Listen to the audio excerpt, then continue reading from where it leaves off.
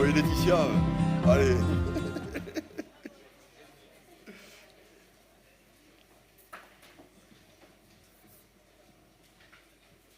Est-ce que tout le monde est équipé en traduction?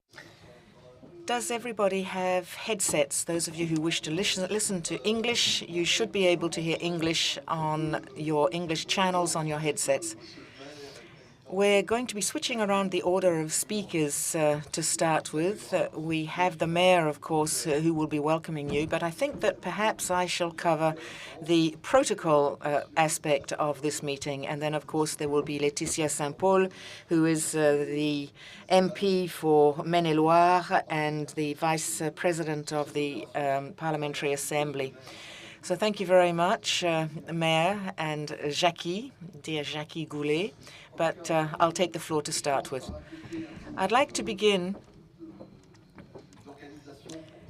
by giving you one or two housekeeping bits of information, just to tell you where you are, what the context is. So, ladies and gentlemen, just one introductory paragraph. We are Since Monday, we have been in the run-up to our presidential elections. We have known that we've already had this date for the French presidency of the European Union. But given calendars that were so very full, there was no other date to actually organize this meeting at. And that is why we have decided to keep this date, despite the fact that we are in the run-up to the French presidential elections. We're going to be talking about technical things, strategies in the horse sector, so there was no problem about this. Madam Vice President of the National Assembly, MP for Maine-et-Loire, Mrs. Laetitia Saint Paul, Madam MP Martine Legui-Ballois, also European parliamentarian, long-standing friend, comes from Bourgogne, was a former farmer, and the Senator, Sir Jean-Pierre Vogel, who heads the horse section at the Senate. Eric, I think Eric Touron is meant to be here, somebody. He will be joining us, undoubtedly. He is the mayor of Vitré, and he's also the regional councillor for the equine sector. He'll be joining us later. And, of course, ladies and gentlemen, ministerial officials in charge of agriculture and sports. These are the two ministries that work with the IFCE. And, ladies and gentlemen, in charge of the European and international equine structures. I'm talking here about the WHW, the World Horse Welfare, the EHN, the European Horse Network, EuroEquus, which is a network of European horse towns, also the International Equestrian Federation, the European and Mediterranean Racing Federation, the European Center for Horses from Wallonia, the Pardubice Racecourse Association from the Czech Republic, people from the Chateau of Versailles, from the Department of La Vendée, from the Tourist Agency of the Anjou Department. Ladies and gentlemen, professors, lecturers, academics, writers, journalists, and editors, ladies and gentlemen, invited guests, dear colleagues, and dear friends. I would like to apologize for the European MP, Hilde Broekmans, European MP parliamentarian. Unfortunately, she has been kept back in Brussels today for a very important political meeting, and also the president of the European Horse Network, Marc Venton, who is positive for coronavirus, so we wish him a speedy recovery. Today, we are going to be spotlighting what the horse and what the relation between horse and man can bring to our future. Ladies and gentlemen, the Vice President of the National Assembly, Laetitia Saint Paul, will be telling you about the very privileged ties between our event today and the European Union. The IFCE, the French Institute of Horses and Equitation, is the organizer today of this event. The IFCE is a public establishment specializing in horses, and it is actually the result of two very long past histories, that of the famous Cadre Noir, but also of the national stud farm, les Haras Nationaux, and they have been in charge of preparing the decisions that help us to build the equine sector for the future. Fostering all reflection on the future of horses in France and in Europe within the French presidency of the European Union is at the heart of everything that we do. Challenging and promoting this conference will hopefully unite the voices of those who, without necessarily being professionals in the horse sector, are nonetheless at the very heart of decisions that are made by public authorities in national and European bodies.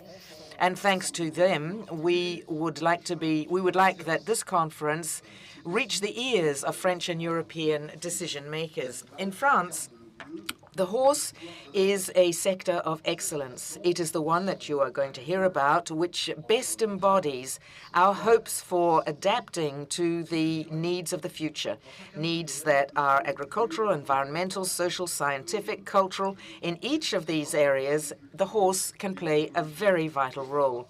In agriculture and ecology, the horse participates in the greening of farms, the resilience of these farms. For social integration, it is the horse horse that fosters the entrance of many young people into the labor market and many young women into the labor market. When it's a question of knowledge, the horse is at the heart of research between the relations between man and animal, and in particular the relations between the working man and working animal. And in the field of arts, it is the horse that opens new avenues to creativity. Everywhere you can see that the horse is a vector of progress. France has a duty to the horse sector, which is one of the most diverse and the most all-rounded in the world. All sectors are represented: breeding, horse racing, sports, even high-level sports. All of the world of disability and handicap is represented in handy sport. You have recreation with horse trekking. You have working horses, and of course you have equestrian events. More than 50 races of horse are recognized in France, are maintained, and are developed for the activities that they carry out. And today we are going to be highlighting this wealth that the horse brings to us. I've been talking about the wealth of the French equine sector, but it's not just French. This is something, our conference today is above all a European conference. Many of the rules that govern animals are decided on at a European level. They have to do with health, genetics, but also security, economy. You will be hearing people talk, the voice of Europe talking in each of the roundtables, and for each of the 3 themes of the conference, which are agriculture, social integration, and culture. We will come back over each of those, and we will conclude with them as well. For us, it is that the European horse is first of all represented by the European Horse Network, and the EHN is our partner in this conference, but they're also a day-to-day partner for us because it's with them that we tackle joint problems between European representatives of equine sectors and the French sector. The president of the EHN, Marc Venton, as I said, unfortunately was meant to talk to us later about the role of his network, but he has been stopped in his tracks by the coronavirus. For myself, I would like to tell you how much the IFCE is happy to welcome all of its French and European partners here in our stamping grounds of Terrefort. A welcome to you all. Some of you have come from far afield, others from closer, and each of you, every one of you, to some extent, has something to do with the horse, maybe just out of general interest or even in the technical sphere. But one thing is obvious today, and that is that with you, it is with you that the future of the horse and the shared future of horse and man is being traced. So thank you for being with us. First of all, we're going to give the floor to Jacques Goulet, the mayor of Saumur, and then afterwards we will give the floor to Jean Roch-Gaillet. I am perpetually thanking Jacques Goulet as the mayor of Saumur and as the president of the town of the district of Saumur. He is. It's wonderful that this is one public institution that does not have its headquarters in Paris, but in the countryside of France. And we get on very well together, and we've always worked extremely well together. Jackie, please.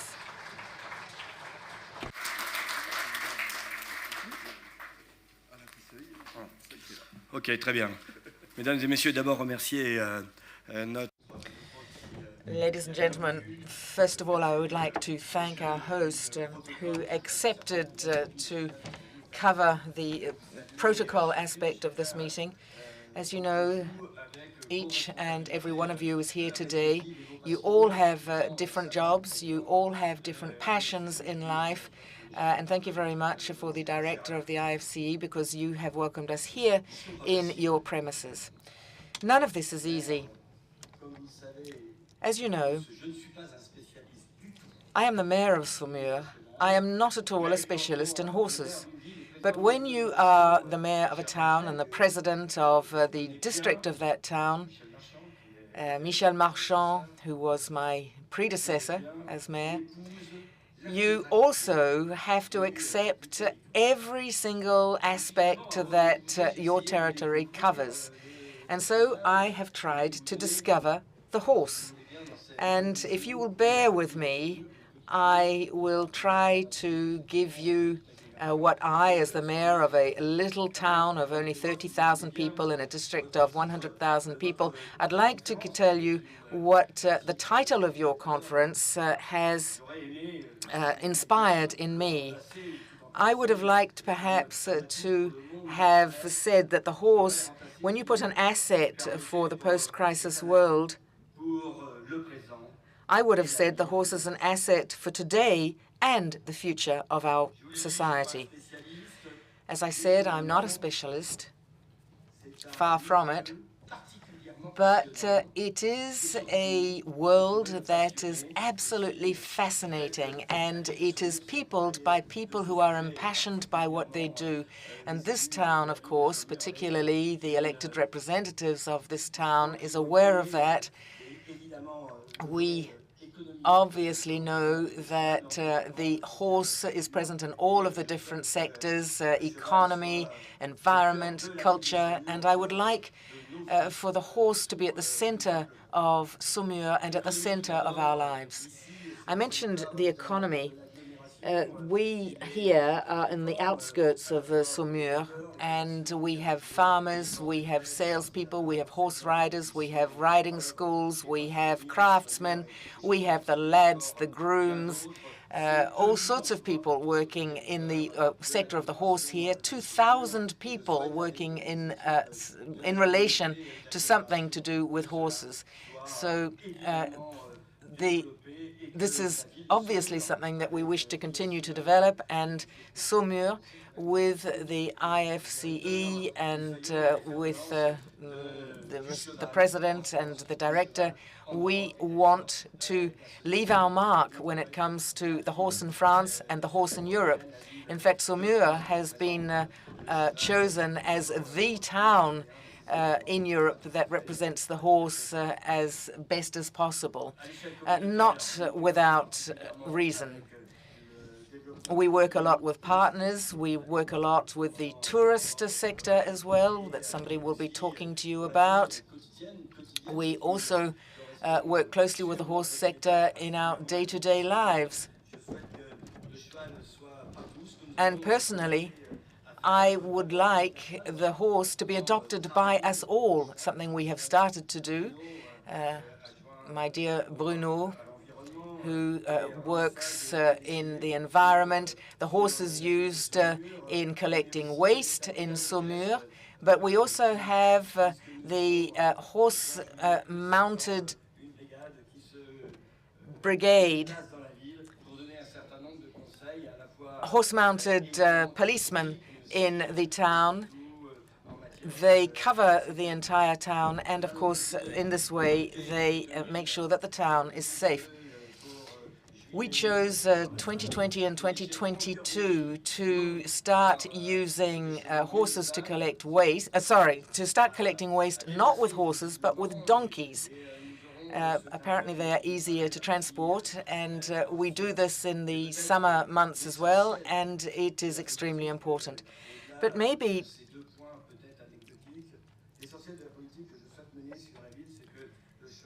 the most important thing about our town is that the horse is at the center of it for every single person who lives in this town, particularly for the young. So as from the month of May this year, all of the primary school children will be doing 3 sessions in a riding school in Saumur, which will be entirely paid for by the town. So that if you live in a town like Saumur and you are a youngster, you can at least once have known what it is to ride a horse and to develop some type of attachment to the animal that will perhaps inspire you to continue further on in life. Saumur will perhaps also be covering be able to cover some of the costs of those who enroll in riding schools, become members. And this is a social tie that we want not just with the horse, but we want this tie to exist for everybody, not just those who are specialized in the horse world, but for everybody, in every household, in every district, in every house in the town of Saumur. And that is why I asked the education teams to set up, as from this year, this policy that will at least last until the end of my term of office, because as we as mayors do not have fixed, long-lasting contracts. As long as I am there, this is what will go on. I'm particularly pleased to welcome you all here today, specialists, horse specialists. You are the ones who are going to be tracing the roadmap for the years to come, the roadmap for all friends of horses. And I repeat, I am so extremely pleased to be able to welcome you in this town, which is a town of excellence when it comes to equestrian affairs, when it comes to riding, and to be able to welcome you here today in such prestigious premises. The quality of this place and the quality of you, the director of the IFCE, is what means that the horse in France and the horse in Europe is here truly window shopped. Thank you very much for having accepted to be with us all here today. Merci, Monsieur le Directeur, Monsieur le Maire. Mesdames et Messieurs. Thank you, Director, Mr. Mayor, ladies and gentlemen.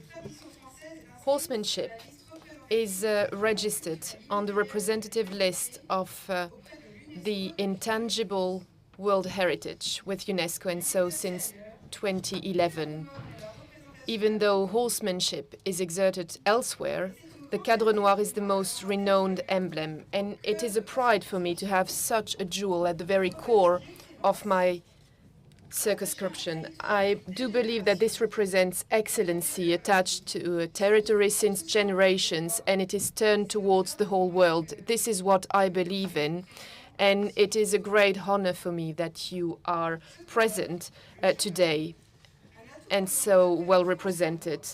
This symposium, Horse, an asset for the post-crisis world in France and in Europe, obtained the label French Presidency of the European Union. I would like to thank the Minister for Agriculture, Julien de Normandie, who believed in this project, who recognized how important it was for the director, Jean-Roch Gaillet, and myself to imagine the horse as a link between all of us when many European countries are fascinated by horsemanship. The European Union is in constant construction. This building of the European Union is being accelerated by the health crisis. I hope that thanks to European partnerships, we will shape the post-crisis Europe. Of course, globalization is fostering our economic exchanges, but we need to unite within Europe in order to influence what is happening on the global scene. The Union has been working following the crisis in Ukraine, and I would like to pay tribute to the Ukrainians as well. This union is possible only together with Europe, with institutions, but with the citizens. A year ago, the National Assembly entrusted me with writing a report, a preliminary report for the French Presidency of the European Union that starts on January the 1st of 2022. Back then, my reflections and encounters led me to a conviction. The European Union is a partner of many actions, but not visible. So I decided to take advantage of the European Union French presidency to encourage the organization of European events everywhere within the territory. Around 400 events will be taking place during the presidency. political meetings, cultural programs, but also other events that are open to citizens. And today's conference is enshrined in this approach. This label for our events has one goal: make sure that Europe is at the service of its citizens, of its projects, but also in order to build bridges between European citizens themselves, sharing our knowledge, our practical experiences, reflect together in order to build the future, defend common projects, but also promote the construction of strong European networks. We are trying to know each other better in order to be able to draw up together the Europe of tomorrow. In 2009, Sweden was President of the European Union, and it organized the first conference dedicated to the horse, as we are doing today. Back then, the event was labeled Swedish Presidency of the Union, and it was a milestone, given that it launched the creation of the European Horse Network, represented with Florence Gray today. For all the topics that we will be working on, starting with a stock taking, we will pave the way to the future policies around horses in Europe in all its dimensions: agricultural, economic, and sports. This will be the topic of the 3 roundtables this afternoon. As during the Swedish presidency, we hope that our exchanges will provide us with a strong future for the horse in Europe. I am delighted to be here today, and I look forward to the exchanges. Thank you very much.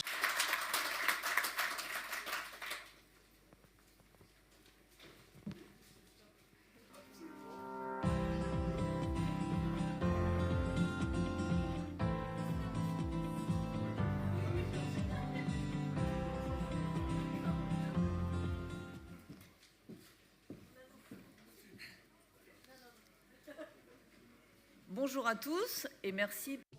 Ladies and gentlemen, good morning or good afternoon, and thank you to all of you. Thank you very much, Jean-Roch, for your welcome, and thank you also to Laetitia Saint Paul and Jackie Goulet for their speech. That is proof of their commitment as elected representative in the various responsibility. Thank you for showing such an excitement when you talk about horse and horsemanship in your territories.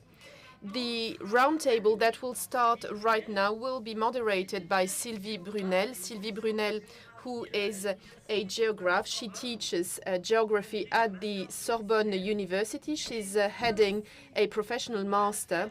She's very much committed in humanitarian actions. She collaborated with Doctors Without Borders and Action contre la faim.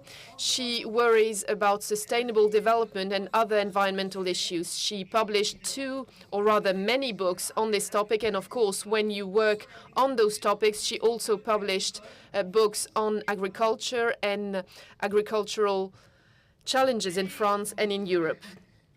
Also, Sylvie Brunel is a passionate rider. She has 8 or 9 horses. She rides herself in various contexts, various countries. She's interested in very different breeds. I will not explain to you what it means to be passionate by horses. I believe that many of you understand it perfectly. Now, she also received the Pegasus Award, IFCE Cadre Noir, and she's a member of the jury for this very Pegasus Prize. She will be moderating today's roundtable that is called The Horse in Agriculture, Health Issues, Sustainable Development, including the animal welfare, which is a very topical item. Sylvie, you have the floor.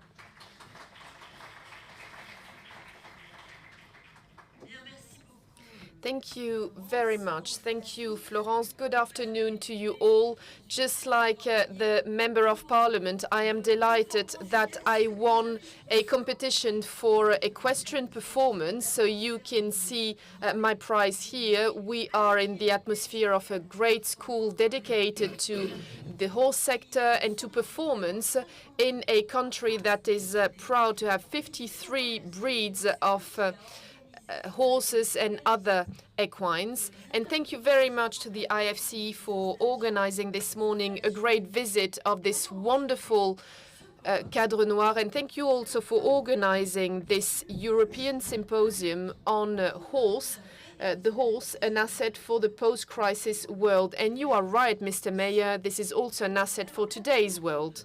Now, the roundtable that I will be moderating is called The Horse in Agriculture, Health Issues, Sustainable Development and Animal Welfare. This will be a roundtable like all the roundtables this afternoon. It will be a significant roundtable given that we have 7 million equines in Europe occupying 6 million hectares. And you know that the fields are ecosystems. They stock as many CO2 as forests do. This is very important given that the European Union would like to reach carbon neutrality by 2040.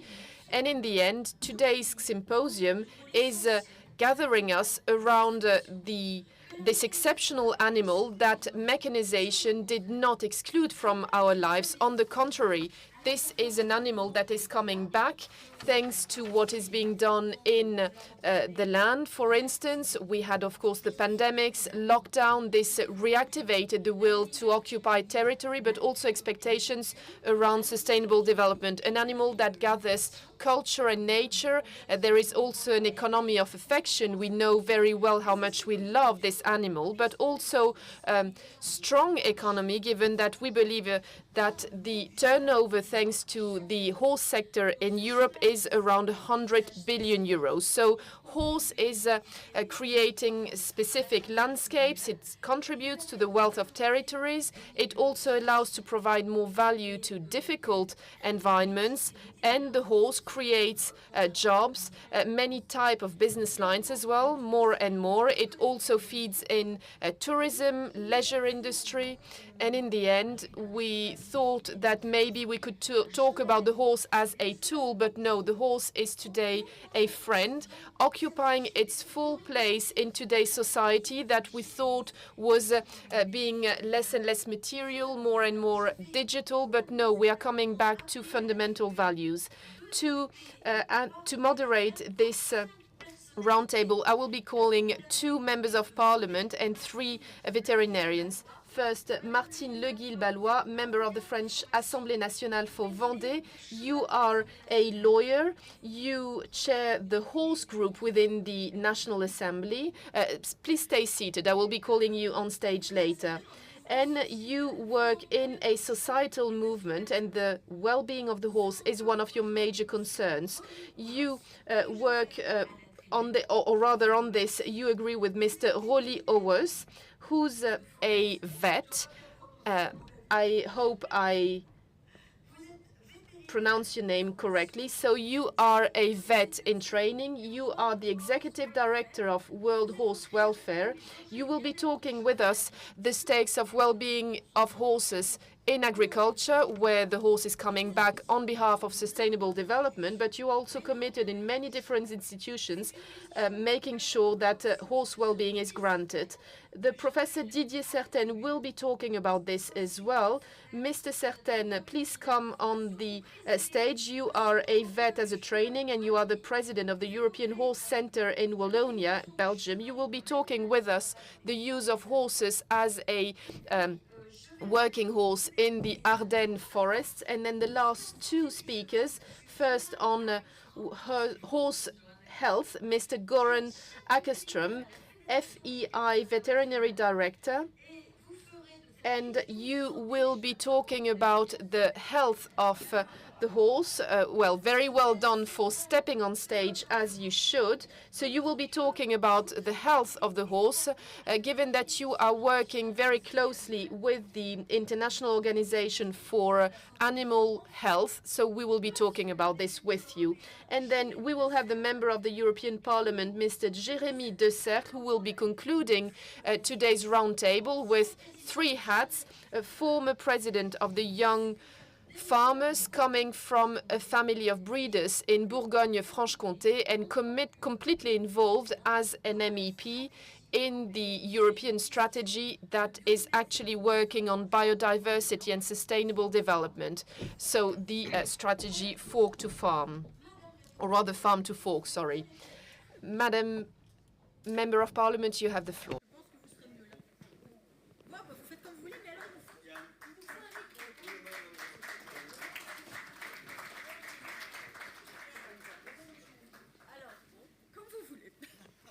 Merci, C'est bon, là, ça marche. Merci beaucoup, Sylvie. Thank you very much, Sylvie, for having given me the floor, and thank you very much to the organizers for having given me the opportunity to talk to you about horses. Unfortunately, I don't have much time to do it, so there's never enough time for those of us who love them so much.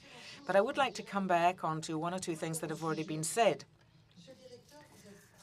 Director, sir, you talked about the horse in France. You said that it could be found in arts and other areas. The image of the horse is something that you cannot separate from the image of France, even abroad. Nobody thinks about France without thinking about horses. The Cadre Noir that is renowned throughout the world, the Garde Républicaine, the mounted gendarmes, the Arc de Triomphe that is in Paris, the different breeds of French horses, the trotters. There are all sorts of things in France that mean that France and the horse are inseparable. And I would like to come back to something that nobody has brought up, perhaps Sylvie to a certain extent. This is an animal that can help economically. The horses are profitable for us, but they're not just profitable, they are our friends as well. However, we must not forget that legally speaking, the horse is an earner in France. And that is a legal concept that we must not forget. It is, of course, an animal that is bred. It is an animal that is used for economic purposes. And I'm stressing this because you know that currently there is a movement that simply wants to make the horse a pet. And if that were ever to come about, things would change entirely. If horses were only recognized as pets, then I don't think that we would still have the Cadre Noir. I don't think we would have the mounted police, the Garde Républicaine. I don't think you would see as many horses scattered throughout our countryside. And God knows to what extent these horses actually participate to breathing life into our territories. As you said, Mayor, sir, with Saumur without the Cadre Noir would not be Saumur. We also have racing courses that give life to our countryside with all of our breeders who breed for the big races, races that are followed the world over. It just shows to us that the horse is not just a pet. The horse is a profitable entity. And the horse is also a source of employment. Direct employment in our countryside, and I'll talk about France because that's what I know best. We have 66,000 jobs thanks to the horse. The horse is a true source of jobs, and I don't think that we have yet explored every way in which a horse can be the source of a job. There are all sorts of other uses that horses could be used for ecological reasons. They are also used for maintaining and caring for our countryside. I discovered the Vendée region because I discovered their horse riding pathways there. I think that people dream, we often dream when we love horses to go and work in the horse world, but today it's quite curious. There are a lot of schools, apprentice schools for young people who want to work in the horse sector, but we do not have enough. We don't have enough lads. We don't have enough jockeys. We don't have enough horse trainers, riders. So it's interesting to see that, because at a time when we are talking so much about sustainable development, there are all sorts of things that we are lacking. Vets, for example. We are lacking in vets. And I don't just think this is in France. I think it is everywhere in Europe. There, too, you have to give people the desire to come back to the countryside. And maybe the horse will be able to do that. It will be able to attract vets. Of course, they can't just do that, but at least this would be something that would be worthy of our examination. We need more vets in the countryside. And you also talked about animal welfare. I'd like to repeat your words again. Because this is a profitable animal, because it is a friend, because it is an animal that gives us so much. We've talked about handicap, we've talked about how the happiness that it procures, how it can be used for those with psychological problems. Well, I don't know for you, but for me, when I am out riding, I am always proud. When you're a child, every child dreams of riding a horse and can feel proud once they have done it. And quite frankly, to think that animal welfare for horses is something today that is very often ignored, then all we could hope for is that it will be further developed. It's not that there is no animal welfare at all. It's not that the animals are not overall happy, because you all know that nobody could ride a horse or go out for hacking if the horses were not happy. Of course, there are things that can be improved. In Europe, everybody's talking about the transporting of horses, and you'll hear about that later.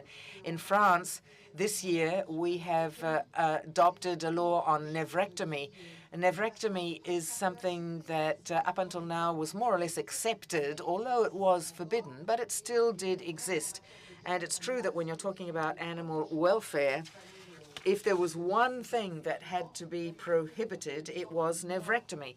People who ignore the functioning or how horses work, if you suddenly learn that despite certain pathologies, you can always continue to find a use for a horse, then there is not much hope for us all. That's unacceptable. There's also the capacity for the owners of horses.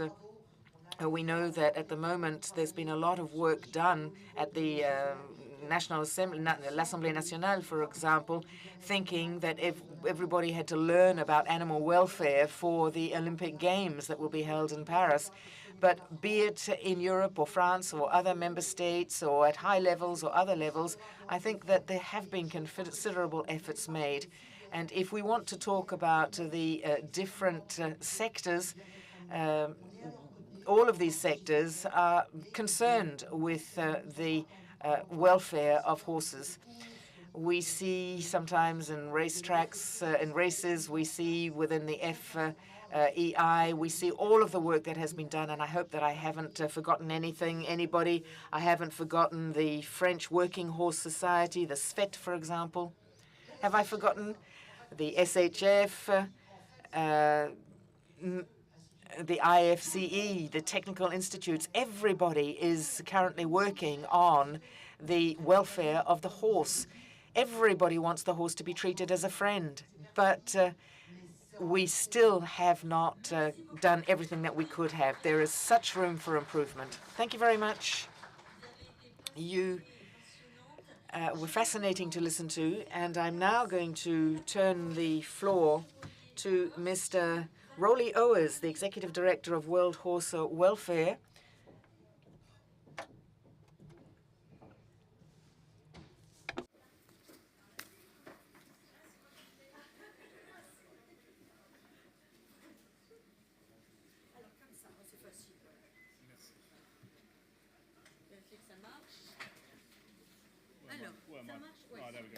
Excellent.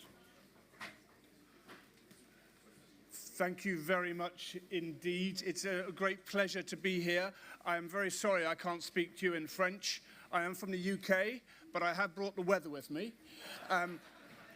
Those of you who have heard me speak before know that I do like to make a few jokes, but after what happened in the Oscars on Sunday night, I may keep my jokes down this year. And obviously, it's April Fool's Day, so I don't know who's going to come onto the stage. But I'm delighted to have the opportunity to speak to you today and participate in this conference on the future of horses in France, the EU, and Europe, being someone from the UK, unfortunately, I have to distinguish between EU and Europe nowadays, but that's for another day. But it's such a relevant topic in this historic location. And I was fascinated. It was lovely to hear from the mayor of Saumur, and I assumed that the #1 requirement for being the mayor of Saumur was to have a horse background. And it was wonderfully refreshing to see someone who isn't from a horse background but has such a passion for horses. I suppose you don't have much choice in Saumur, but it certainly shone through, Mayor, your passion for horses, which is lovely to see. And of course, Saumur has such a long equestrian tradition, and I loved the motto of a famous Cadre Noir commanding officer, Colonel Danlois. The cult of tradition does not exclude the love of progress. And I think for us in the equestrian world, it's something that we have to take very seriously, because we have great tradition in the equestrian world, but we have to embrace change at the same time. So I just want to very briefly, don't know quite where I'm pressing that, to introduce you to World Horse Welfare. I don't seem to be able to, am I pressing this the wrong way? Oh, there we go. Okay. World Horse Welfare is an international charity that was founded nearly 100 years ago. And at the heart of what World Horse Welfare is all about was founded on preventing the long-distance transport of horses for slaughter. But what the charity does stand for is very much for the horse-human partnership. And as we've already heard this today, that partnership can take so many different forms: as a sport animal, as an animal for leisure, as a farm animal, and as a therapy animal, and as so many other sorts. And World Horse Welfare has a very close association with the European Union over so many years. And whilst we aren't founding members of the European Horse Network, we are delighted to have been involved with the European Horse Network for over a decade. Now, of course, France has a very strong tradition in equitation. Unlike my ability to move the slide. And France can rightly be viewed, as we've already heard, as a world leader in protecting equine welfare, with its newly proposed animal welfare protection laws, which will require a licensing for horse owners requiring a knowledge of equine management, a requirement to have an animal reference person on any establishment housing equidae as part of a professional activity, and the recording of veterinary procedures, including neurectomies, in the equine identification document. Now, there we go.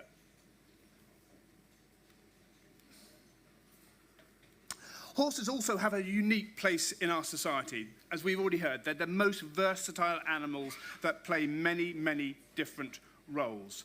So important to understand that many factors that put horse welfare at risk, some of them are shared by all horses, but some risk factors may have a high impact in horse bred for a specific purposes. For example, horses bred for dressage, or for polo, or for endurance, or for racing. But the focus for today is on horses in agriculture.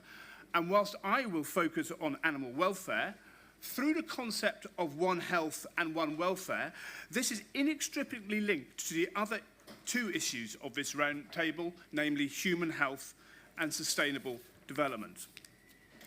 So horses in agriculture can be livestock there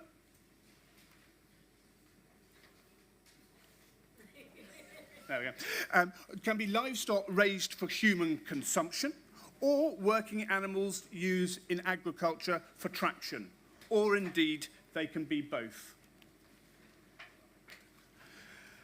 Their welfare can be jeopardized by many factors, from poor handling to inadequate turnout to ineffective disease control. And so the welfare concerns in livestock horses very much relate to their uniqueness. Horses can change throughout their lives. For example, a sport horse may become a leisure horse and then become livestock. Horses do not cope well with intensively reared systems and will suffer from obesity and related health conditions like equine metabolic syndrome and laminitis. And horses are also the most transported animal of any of the species. And any transportation can be a stressful and tiring experience. So the welfare of animals during the transport can be impacted by many factors, from the fitness of the equine, for the journey length, to watering and feeding intervals.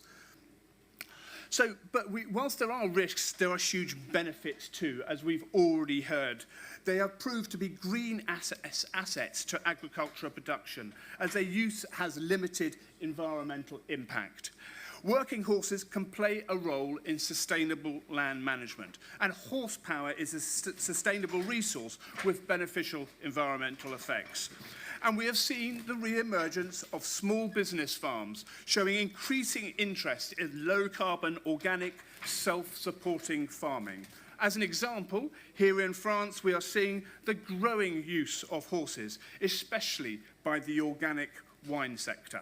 And I know the wine of Saumur is especially good after that. But we obviously need, as we've heard, consider their welfare and ensure that it is better protected. Because this shift in use is not always matched by a good understanding and knowledge of the horse's needs and welfare, or having the premises or finances to properly provide for these animals. As a sector, we must emphasize the need for good welfare practices, no matter how a horse is used. So let's just briefly reflect on a number of welfare issues. It has been proved time and time again, ever since the horse meat scandal of 2013, when the European Union requested World Horse Welfare and Eurogroup to undertake a stocktake of equine issues across Europe. And we know that a lack of education and ignorance is one of the biggest threats to equine welfare. Sticking to traditional or cultural methods may negatively impact on the welfare of the horse if they are not compatible with the most up-to-date scientific evidence on what provides good welfare. And just one example, we understand so much more now about how horses learn and how harsh tactics or punishment of the horse do not have any place in equine training. Exchange of knowledge is essential, and of course the IFCE plays such an important role in that. People involved in the use, handling or training of equines must have the knowledge of the behaviour of horses in order to meet their natural needs and guarantee their welfare. And a great example of this is the IFCE working together with the French Wine and Vine Institute to develop courses for horsekeepers to provide skills in weeding and ploughing vineyards with draught horses. Secondly, a lack of suitable accommodation and tack. This introduces the concept of the 5 provisions. We so often think about animal welfare, about the avoidance of negative experiences, but it's equally about the promotion of positive experiences. So, for example, their accommodation and shelter must be built, bearing in mind the needs of those horses, and essentially it must be safe and dry. Inappropriate foot trimming can cause major issues. Inappropriate dental care can cause major issues. Both of these actions need to be performed by qualified professionals. And unsuitable equipment, especially with harnessing, can have significant negative impacts on equine welfare. Thirdly, a lack of turnout and social isolation. And it was wonderful to see on our tour this morning how the IFCE and how the Cadre Noir here in Saumur is really open up to the needs of the 3 Fs, as we call in equine welfare: friends, freedom, and forage. That's where our horses have come from an evolutionary perspective, and we can never forget that. Stabling horses for long periods can have a significant negative impact on their welfare. So they must be given access to outside space with other equines whenever possible. Horses are also gregarious animals and can become anxious and insecure if isolated from other horses. Fourthly, and I know I don't want to tread on Joran's toes, because when we can talk about the health of horses, and what is really important to remember, a horse can have good health. It doesn't necessarily mean it has good welfare. If it has good welfare, by definition, it will have good health. And therefore, it's so important that we prevent, as far as we can, the spread of infectious diseases. And we only have to look over the last 2 years to think of the equine influenza outbreak of 2019 or the equine herpes virus outbreak of last year and going into this year. But there are other threats like West Nile virus and African horse sickness. And also, with regards to prevention of disease, it is so important to remember our horsemanship, because it's so, if you know what the normal for your horse is, if they are developing a disease, you'll be able to tell very, very quickly through their behavioral change that they are not all is well. And then finally, a lack of effective equine identification and traceability. There is still a crying out lack of compliance with equine identification across Europe, in France, in the UK, and in every other member state of the EU. And this lack of traceability is a real issue when it comes to the risk of equine welfare when we are facing a disease outbreak. So finally, what are the solutions? It is recognising the importance of good welfare for horses used in agriculture and the virtuous link between health, welfare and productivity. It's about investing in education and training of all the personnel, as each of them can provide with their equines with positive or negative experiences. It's about improving the current EU rules, including a review of Council Directive 98/58, referencing the protection of animals kept for farming purposes, to address factors affecting equine welfare, and to use existing knowledge on horse welfare, such as related legislation in EU member states, and also the EU guides to good welfare practice for the keeping of horses and donkeys, to be able to promote these widely. And we must, as a sector, invest in more research to better understand the factors that create good and bad welfare and impact a horse's role on its well-being. So it's vital we don't leave our equines behind. It is essential that the importance of their welfare is understood and addressed by anyone involved with horses and by the industry. Horses are a major asset in this post-crisis world. Let's think about the way we keep horses in the future to ensure they make maximum benefit to both agriculture and communities, the environment and agroecology, whilst providing good welfare and positive experiences. Horses have a huge role to play, but for so many different reasons, consideration of their welfare cannot be left behind. Merci beaucoup.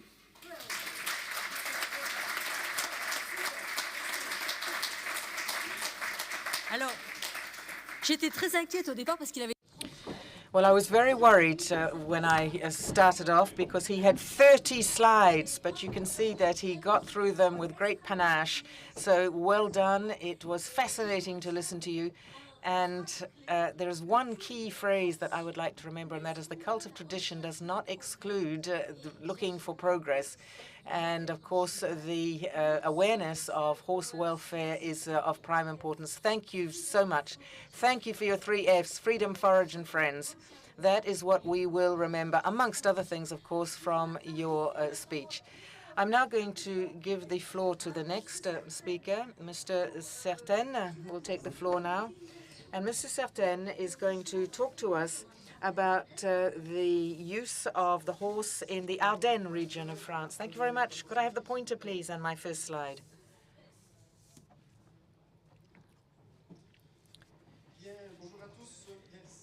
Hello, everybody. Thank you very much for having invited me here this afternoon. I'm going to talk about the European side of things. I live a little further north than you do. My center in Mont-le-Soir, it's a little village in the Ardennes, which is some 20 kilometers away from the German border, from the Luxembourg border. Very practical at the moment for the price of fuel, which is much cheaper up there than it is down here, because I took the motorway. But I don't think that's going to last. We are a two-pronged center. We work with the Liège University. I'm in charge of the horse clinic. I'm specialized in surgery and sports medicine. We also do applied research in the field. We go and talk to the breeders, the trainers, the riders. And there is another thing that is becoming more and more important, and that is the economic development in the horse sector. And since the beginning of the year 2000, when we started, we've become a center of excellence for the different types of people who work with horses, with draft horses, with plow horses, use them for logging and forests and so forth. And we have horses who were, for example, the first horse that you can see down the bottom. This is a horse that's been with us for 20 years, is still galloping well, and one of our reproducing stallions. So if we actually want to preserve the future of these horses, which is what I want to talk about today, you can see that at the top, the horse is all alone compared to the others. And the problem with these horses, with the heavy horses, draft horses, pleasure horses, the real problem is that they don't have a network of users who would give them added value. The others are trotting, they are show jumping, they're doing dressage, they're doing all sorts of things, which is why their breeds, their races are continuing to flourish, but not the horse that is just a hacking horse. There are certain horses that are productive horses that suffer from other pathologies. We have what we call horses for slaughter in France. And don't forget that the Ardennes horses were the ones who accompanied Napoleon back in the day right up to Russia. And these were light semi-draft horses, rather. There have been all sorts of changes, variations in the races since then, color and so forth. But it is a race, or the use of them today has had an impact on their welfare. There have been other horses who have developed problems of osteoarthritis. You can see osteoarthritis appearing in horses that are only 18 months or 2 years old. And they also have big lymphatic edemas. This is a catastrophe, and it is often what leads these horses to be euthanized or simply slaughtered. And for this type of pathology, there is no treatment. Other uses of the horse. There is, of course, horse meat. We talk about 1,200 births of horses that are simply bred for horse meat per year. Now, I'm very sorry, you probably can't read this, but in Belgium, we eat 80 kilos of horse meat per year per inhabitant, about 600 grams. So even if we change and we eat another type of horse race, it's not going to change anything, particularly in this time and space where everybody is either vegetarian or vegan in any case. You will never be able to actually sell or market horse meat. It wouldn't work. And if you take a look at the meat sector in Belgium, there are enormous problems of horse welfare, problems of transport, problems in the slaughterhouses. When you look at these markets, it's a real scandal. So that approach is one that we are going to have to challenge, we're going to have to query. And it's not by simply promoting the horse for horse meat that we're going to be able to save their races. We have to, the horses that could be used for horse meat are the horses that are incapable of working.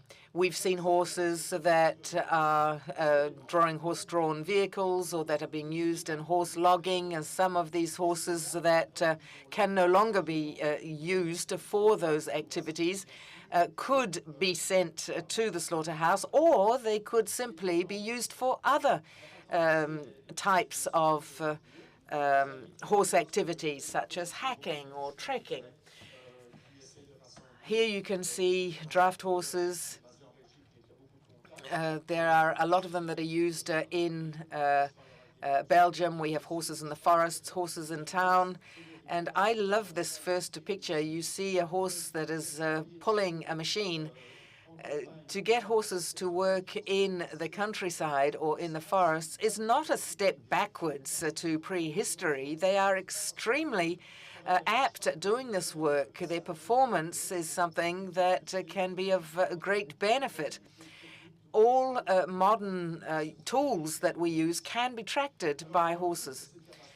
Now, in Wallonia, it's a catastrophe. We don't have a lot of these working horses. There are about 166 professional people who work with horses, mainly in forests for logging. About 50 or 60 of them work in forests, and the others use horses for other activities in the villages or in the wetlands.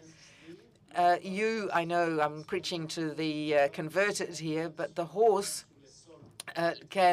is wonderful for using in the countryside. It literally does no damage at all to the ecosystem, leaves no harsh footprint, far less than agricultural machines.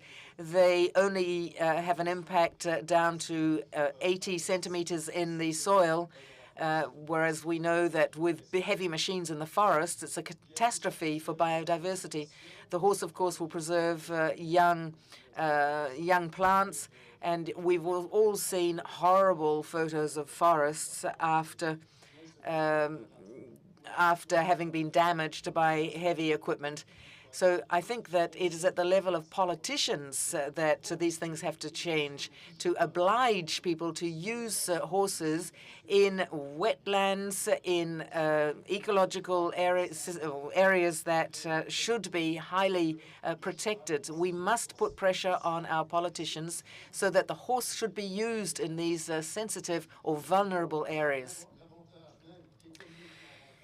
The profitable advantage of a horse would, of course, be that they can be used in very difficult lands, difficult of access, and also for the very first stage of horse logging. You have the horses, of course, that can therefore pull out the different wood bundles or the faggots, and the horse loggers have tend to be taking, or in the past, were taking heavier and heavier horses because they thought that the horse would have to be as heavy as the log that they were pulling. And that was a mistake. And they're now taking smaller and smaller animals that can get into areas that are inaccessible without damaging the forest. So the horse will become an excellent tool for maintaining forests. Then, of course, you have local activities. You have the different local activities that we've already mentioned, tourism, preserving regional heritage, regional knowledge.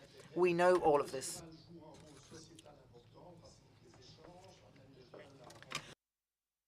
The horse also plays a very important societal role. We all know that. And it fully respects all natural habitats and flora and fauna in a context that promotes sustainable development. I very much liked Rowley's speech before. We talk a lot about animal welfare, but just to satiate our own conscience, it's time now to do something about it. There are horses that work, or perhaps who accompany a logger all day in the forest. The horse is not a slave. The horse is a friend. The horse is helping work. Mentalities are changing today, but we have to. We mustn't forget the SPAs, the vegan movement, the vegetarian movement. There's a lot of marketing that would have to be done to prove that animals are not pets, but friends. I've understood the difference between the two. There is a difference between a pet, a profitable animal, and a productive animal. But the horse definitely has its role to play in sustainable development. Thank you very much. Merci, Monsieur Certain. Vous aussi, vous avez. Thank you, Mr. Certain. You respected the times perfectly as well. And maybe we could keep in mind that the safeguard of a breed is linked to the way it is being used. We need to make sure that the Ardennes pulling horse has a vocation as a forest horse. So once again, thank you very much for your presentation. Without further ado, I will give the floor to Mr. Joran, who told me how to pronounce it, Mr. Joran Åkerström. Mr. Joran Åkerström, who's an FEI veterinary director. I will be giving him the floor. I believe that you would rather be standing as well. Okay. Thank you very much, Sylvie, for the kind introduction, and also Didier for presenting the draught horses. I grew up with draught horses, and they are very close to my heart, so it was really lovely to see. Thank you for this kind introduction. I'm honored to be here. This is historical ground for horses, and it's a great privilege to be here and present to you today. So I'm representing Fédération Équestre Internationale, and it's an organization that is a little bit more than 100 years now. We're actually celebrating 100 years now in a month, 1 year late due to COVID. It's going to be a good party anyway. As an organization, we are the governing body of international equestrian sports, and it's an organization that has equine welfare and health at its very core. And this is very particular for my department, the veterinary department. This is what we do on a daily basis. This is how we make our living. And it's really important for us. But it's also important to all the other governing bodies around the world. It's becoming increasingly important because, as said earlier today, there's a lot of pressure on us from animal welfare and animal rights organization, and there are certain parts of what we do that must be improved. And I can assure you that work is ongoing, and we've seen it here today. It was really lovely to see the presentations of the research department here today, and there's a lot of good work ongoing all over the world on this. I also represent the International Horosports Confederation. It's formed by FEI and the International Federation of Horse Racing Authorities. We're forming the largest global horse industry body together, and we have a public-private partnership with the World Animal Health Organization, the OIE. And it was actually the first public-private partnership that OIE formed. And it's really important. We work more or less on a daily basis with the OIE around the world on various matters. So, further what was said in today's first presentation, horses add value. They add a lot of financial value, but also a lot of employment. So just in European Union, we have 7 million equids, and they use at least 2.6 million hectares of land. It's an environmentally friendly, non-intensive, and primary rural activity. And the overall turnover is over 50 billion euros per year. And this is enormous. It's a lot of money. And it's an industry that needs to be taken seriously and be supported as well. And we have 500,000 direct and indirect jobs in the European Union on this. So I've been invited to talk about challenges for horse health in Europe today. And I'm going to talk about diseases, antimicrobial drug resistance, prevention. The next one is really about people issues, and I will come to that later, why that is so important. Horse movement, how we can do better in that part. Legislation versus horse industry protocols. Crisis and the effect of horse health. We have two. We have had COVID, and now we have the war in Ukraine, and how that has and will affect our horse's health if we are not very vigilant. And how we solve the solution. As you see of these pictures, it was taken last summer on a venue where they'd done everything right, they thought. but the devil is in the details. So just behind the stables, horses were not supposed to have nose-to-nose contact due to the EHV outbreak. And still, you see, just going behind the scenes, you will see this. So we always need to stay vigilant to protect horse health. So endemic and exotic diseases. Most of you would know about the EHV outbreak that was in Spain last year. I worked at the heart of it. It was a terrible experience. And we had equine influenza in 2019, mainly in UK, but also in other parts of Europe. Strangles is always an ongoing threat in horse populations, especially young horses, sales horses, various places. Strangles will come up and be a problem. These are endemic diseases. They are always present somehow, but we can manage them, and we can manage them in good ways through vaccines and other parts. But they're more or less always around. We also have more exotic diseases, and the most dangerous one, and I would say the biggest challenge, is to make sure we are prepared for an outbreak of African horse sickness. We have the vector. It's spread by a little biting insect. It's a disease that comes from sub-Sahara, but just 2 years ago it was spread by a very irresponsible, again the human factor, from Africa to Thailand. Almost 1,000 horses died. Around between 80 and 90% of the horses that were infected actually died. Extremely serious, and it could happen here. There was an outbreak actually in Spain about 30 years ago, and a big challenge with this is to get vaccines that are good enough and that are available. And this is something that we as industry, together with the authorities, the European Commission and others, need to work to make sure that vaccines are available. And also diagnostic tools. Another disease that you have in southern France now and then is West Nile fever. Spain, Portugal has outbreaks. There are available vaccines, but this is also zoonosis, so it affects humans. I'm surprised that we don't have more cases in Europe. It's moving up. There's been cases even in Poland, and it's something that we need to be also very vigilant about. And then we have the case of equine infectious anemia that used to be endemic.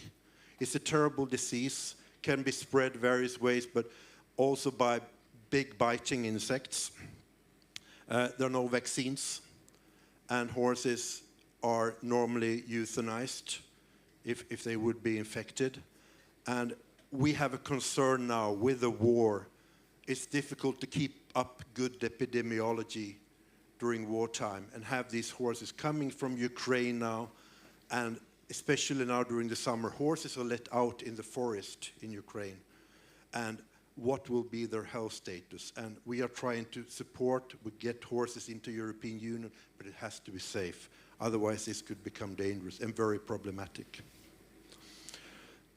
Antimicrobial drug resistance. So, what is that?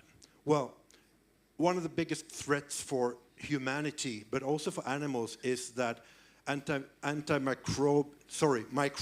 microbes, bacteria, are becoming resistant against the drugs that we are using, penicillin and so on. Therefore, our legislators are trying to protect it, and rightly so. It's great that these are protected for human use.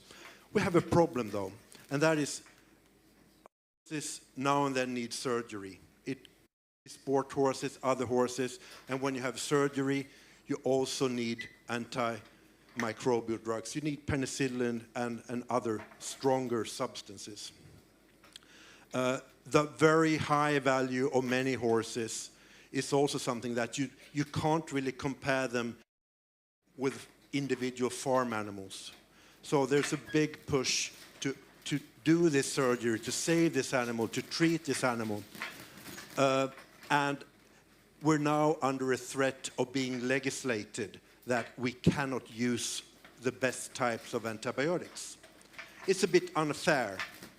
I understand the reason behind, but it's unfair because we can now provide evidence. It's actually done by really good research by France Galop, but also by the FEI. We can show the very limited use of antimicrobial drugs in horse industry, in the professional horse industry.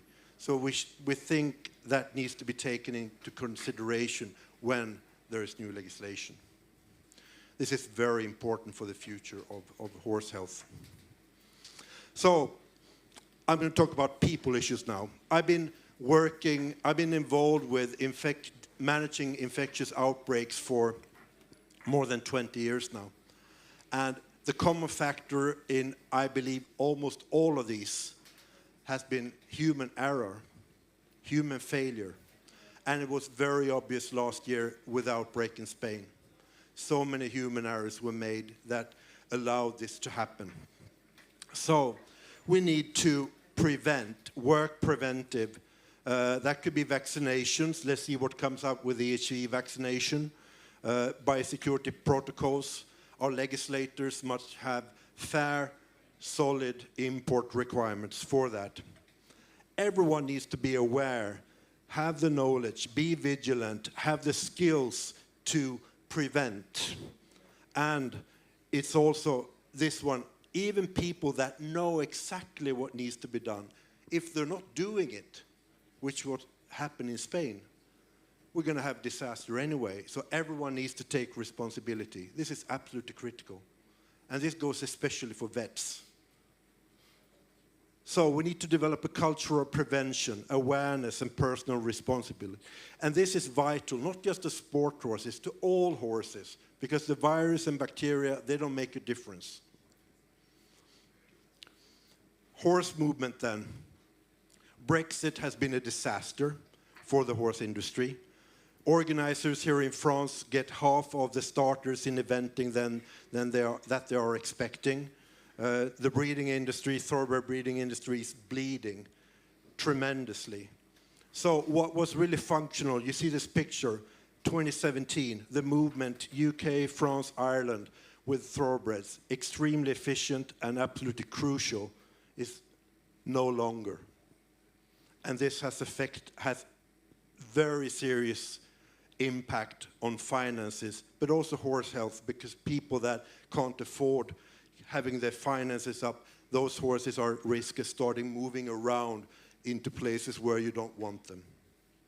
And we don't want Rowley having to save them in that situation. It's better to be preventive. This could be resolved by reviewing the conditions for third countries. And UK is now a third country, as is Ukraine and other United States and so on. If you change those requirements, this could be resolved quite easily. The horse industry has developed digital solutions that could provide for seamless, digital, very, very safe identification, as well as movement of horses across borders within and also into European Union. Systems are in place already. We can do this. And remove the VAT on short-term horse movement. That is really important. National legislation, international frameworks, etc., versus horse industry protocols. So we have, the developed horse industry has really good jurisdiction, is very strong, especially now after the Spanish outbreak. We have the protocols and we have the control systems. Digitally based, we can follow each and every horse whenever we want. We did that we're still doing it with horses in California now, from Lausanne, and it works. We can follow them. We see where they are. It's very safe, and we can provide those systems. And that is better than that we have restrictive legislation on endemic diseases such as strangles or equine herpes virus type 1, because we are now at risk of being legislated for that.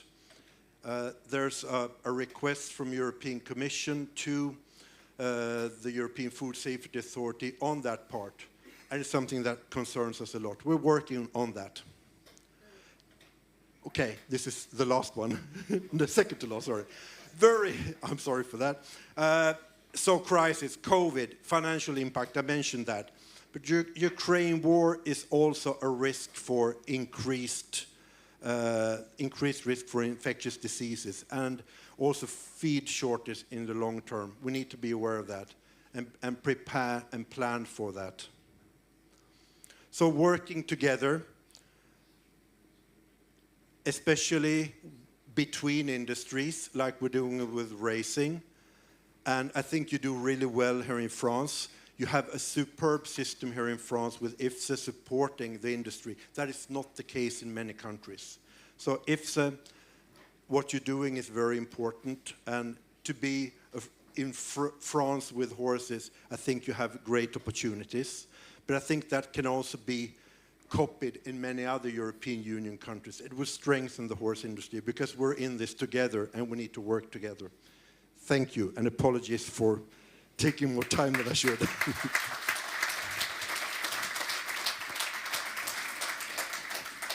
Merci beaucoup, Monsieur Ackerstrom. Thank you very much, Mr. Eckerstrom. You were quite right to flag these issues of biosecurity that have been exacerbated by the conflict in Ukraine. You also reminded us of the importance of a culture of prevention and the threats that exist to the horses sector via the health of the horses. So thank you very much. And we're now going to be giving the floor to our European MP. I wanted this to be at the very heart of this roundtable of horses used in agriculture because he embodies all of the qualifications of all of the people at this round table, breeding, Bourgogne, European legislation, health, and sustainable development. Thank you very much, Sylvie. Oh, gosh, how am I going to live up to that? I'll try to answer a little bit of all of this. No, I'll just stay seated. I'm quite comfortable, thank you. I, first of all, would like to thank the President for having invited me here. Also, thank you very much from Monsieur Gaillet. Thank you very much for inviting us here onto this wonderful site that I have never been able to visit before, but I was able to take a good look at it this morning. And if I have the opportunity, it would be with great pleasure that I would come back. I would also like to say, to welcome all of my other colleagues, other parliamentarians here today, thank them for what they're doing for the horse, and to thank each and every one of you who has just spoken. Thank you for your professionalism. Thank you for your capacity to hit the nail on the head when it comes to your different specificities. I think that our mayor has left, but I am like him. I am no horse specialist, but I do know to what extent the horse, its production, and its diversity is so important for agriculture. And before beginning to talk about the Common Agricultural Policy, the CAP, I'd like to spare a thought, please, for the Ukrainian people, the men, the women, and particularly for Ukrainian agriculture.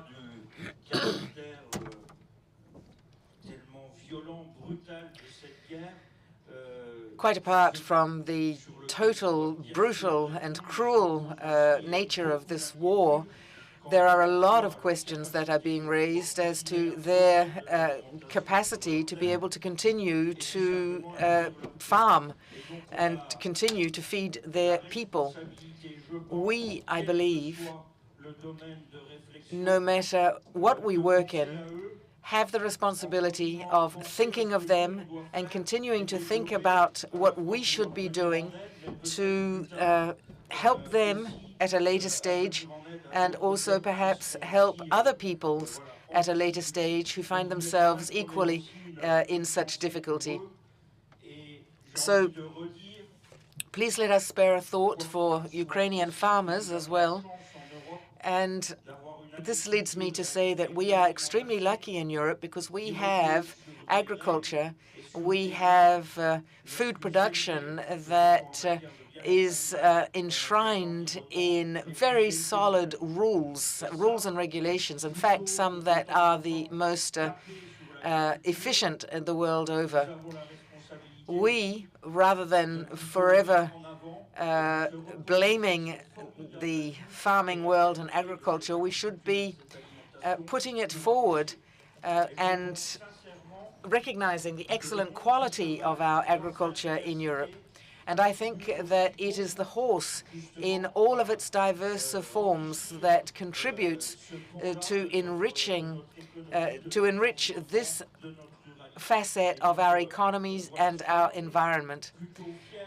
So let's be proud. Let's try to step up to the plate and be ready to tackle the future problems rather than already criticizing what we do. We have one of the finest agricultural policies in the world. Let's be proud of it. On the CAP, more specifically, the CAP, the CAP exists for the horse as well. It exists for every agricultural sector. So there are certain elements in the common agricultural policy that I could, of course, bring up with you, but not everything will interest you. There is, however, the definition of active agriculture. What should be done to maintain the world of the horse, whereas each member state is going to have to define in the future exactly what an active farmer is. Then there is the issue of sustaining diversification. The second pillar of the CAP would have to include the horse. As we mentioned earlier, how can we support breeds of horses that are threatened today so that in the future, thanks to the common agricultural policy, we will be able to accompany these races that these breeds of horses that are threatened today. We have to be able to anticipate that, to preempt those problems, and I think that the common agricultural policy should also be raising those questions. Then there are questions concerning the different compensation for disability, invalidity and disability. I think that that should also be taken into account in the equine world. And then something else that is not new in the CAP, but we have taken a new look at it this year because we are extending all of this, extending what we call the operational programs to all of the different sectors. And I think that for the horse meat sector, some of these tools should be used. Yes, they are economic tools, but they could also help the sector to continue to contribute even further than what it contributes today. Above and beyond the common agricultural policy, there are also other aspects that have been raised here, such as the law on animal health and also the regulations on animal welfare. Sylvie introduced me earlier, but I too am a breeder. I don't breed horses, I breed Charolais cows. And I think that everybody here in this room knows, but we must remind others, there is no breeder, livestock breeder, nobody who looks after an animal, who has the responsibility of an animal, who would have any interest in having that animal mistreated. Economically, there is no gain in having an animal that is mistreated, and for all sorts of other reasons as well. There is no reason to mistreat an animal. On the contrary, we should try to look at what has already been done rather than criticizing, be it in the equine world or in the bovine world. What's already been done? What about the transporting of animals? I'm a breeder. I remember the state of the trucks that we used to have to load our beasts into in the past and the types of trucks that we are seeing today. And I think there comes a time where, yes, of course, there is always room for improvement, but for goodness sake, let's not continue to criticize things that have got so much better. So there are always things that we could do better, and I think that Europe must do its best to design all of these regulations, but with the help of those who work professionally in the different sectors. In France, I don't know whether we have anybody who are from the regional council here or from the actual region, but it is the region today that actually influences the way the second pillar of the CAP is actually rolled out.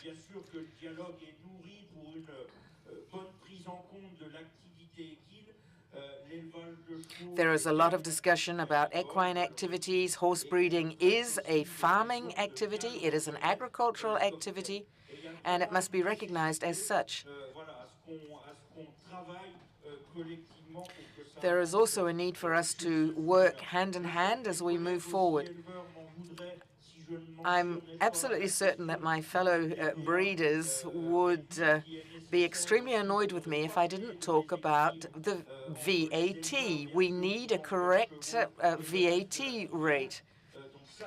And this is for the equine sector as well as other sectors. We need to find the courage to actually get down to the nitty-gritty of those discussions about VAT so that we can come up with a fair result. I know that work is being done on that. I know that we've worked on that in France and in Europe. And France, too, should perhaps try to be exemplary so that we can move forward as we should. So just to finish, thank you once again for having invited me here today. Thank you for having given me the opportunity to talk a little bit about Europe. And I repeat once again that the success of the equine professions will stem directly from whether or not the horse sector can actually work all together. I know that you are more than ready to do that today. You are entirely motivated, but it is only by working together that we will get anywhere. Thank you very much. Merci, Monsieur le député. Thank you. Thank you for this speech that was perfect. Maybe not to conclude the roundtable because we will have a few questions, but mostly because you placed the horse back at the very core of Europe. You talked about the excellency of agriculture and everything that we are implementing in order to be proud of the work of breeders, farmers, and all professionals of the horse industry. Everything that you are implementing, senators, members of parliament, MEPs, in order to be at the service of the recognition of how important this horse sector is. Who would like to take the floor? Who would like to raise a question? Who would like maybe, Madam Member of Parliament, maybe you would like to make a comment? Someone in the room?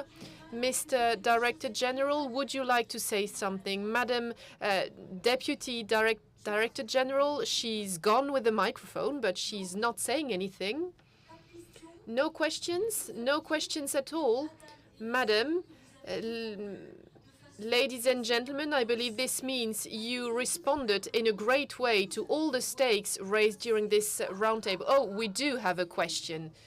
We do have a question. Very well. Please introduce yourself. My name is Sylvie Doare. I work for the Ministry of Ecology, of the Environment. The question I wanted to raise is the following. The topic is horse in agriculture. So my question is the following, and I'm talking especially to Mr. De Cercle. So today, what are the commitments, the practices on which farmers envisage to use the horse? What is actually the place of the horse as a tool in order to serve the farmer in tomorrow's productions?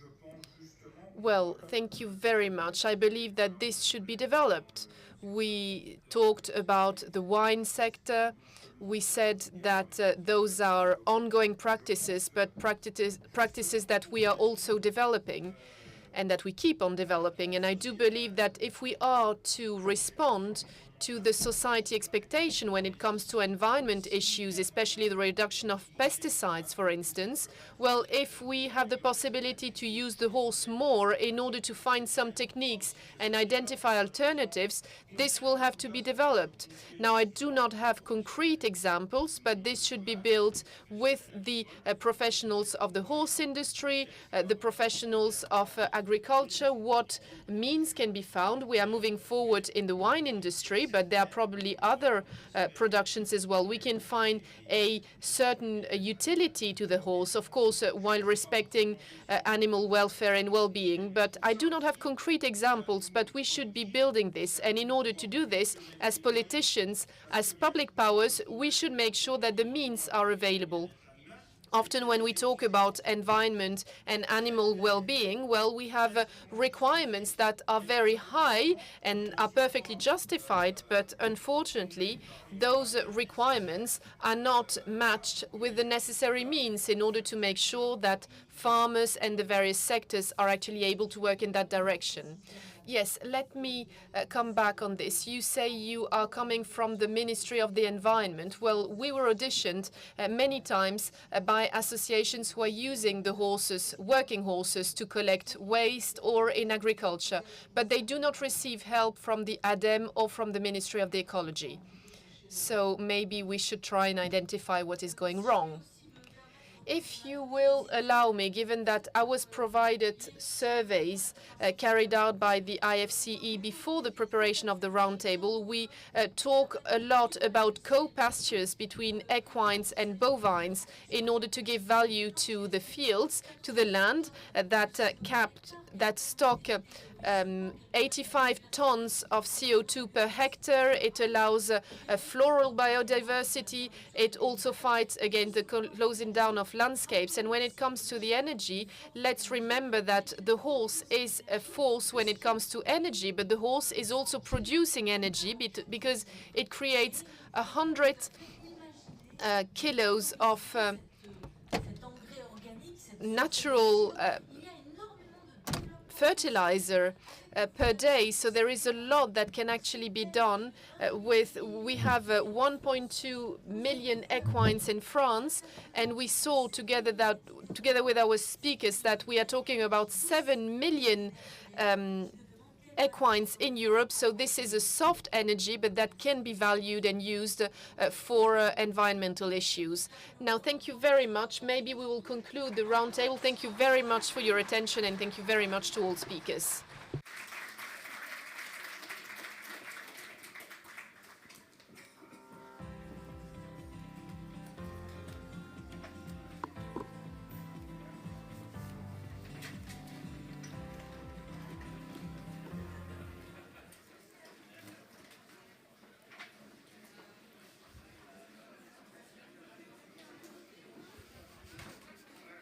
Ah bon, je fais...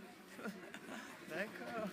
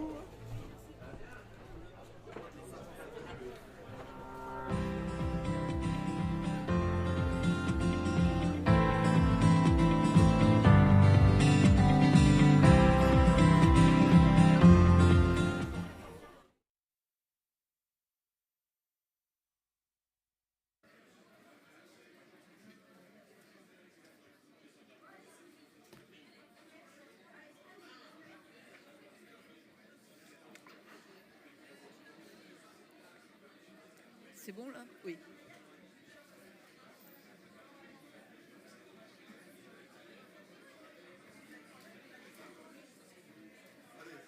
Bon.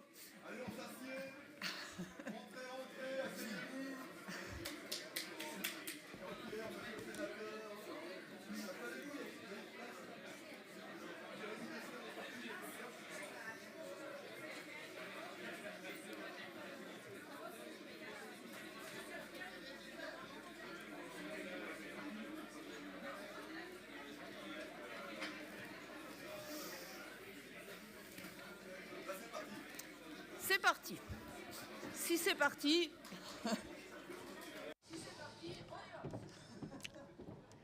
Right then, I think it's time to start again. After this little break of sustenance for us all and being able to chat amongst ourselves, which is always one of the highlights of these types of days, we're going to launch into the second round table. And this second round table is entitled The Horse as a Vector of Social Integration, the challenges of employment, training, and rural development. This second round table is going to be moderated by Sylvine Piquel-Chevalier, and the participants are Florent Gigraff, Jean-Pierre Vogel,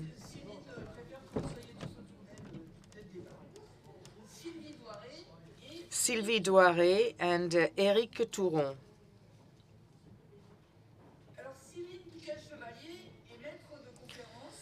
Sylvine Piquel-Chevalier is a lecturer at the University of Angers. She does research on angiographies, and she is also the president of the Scientific Committee of the French Mission for Equestrian Culture.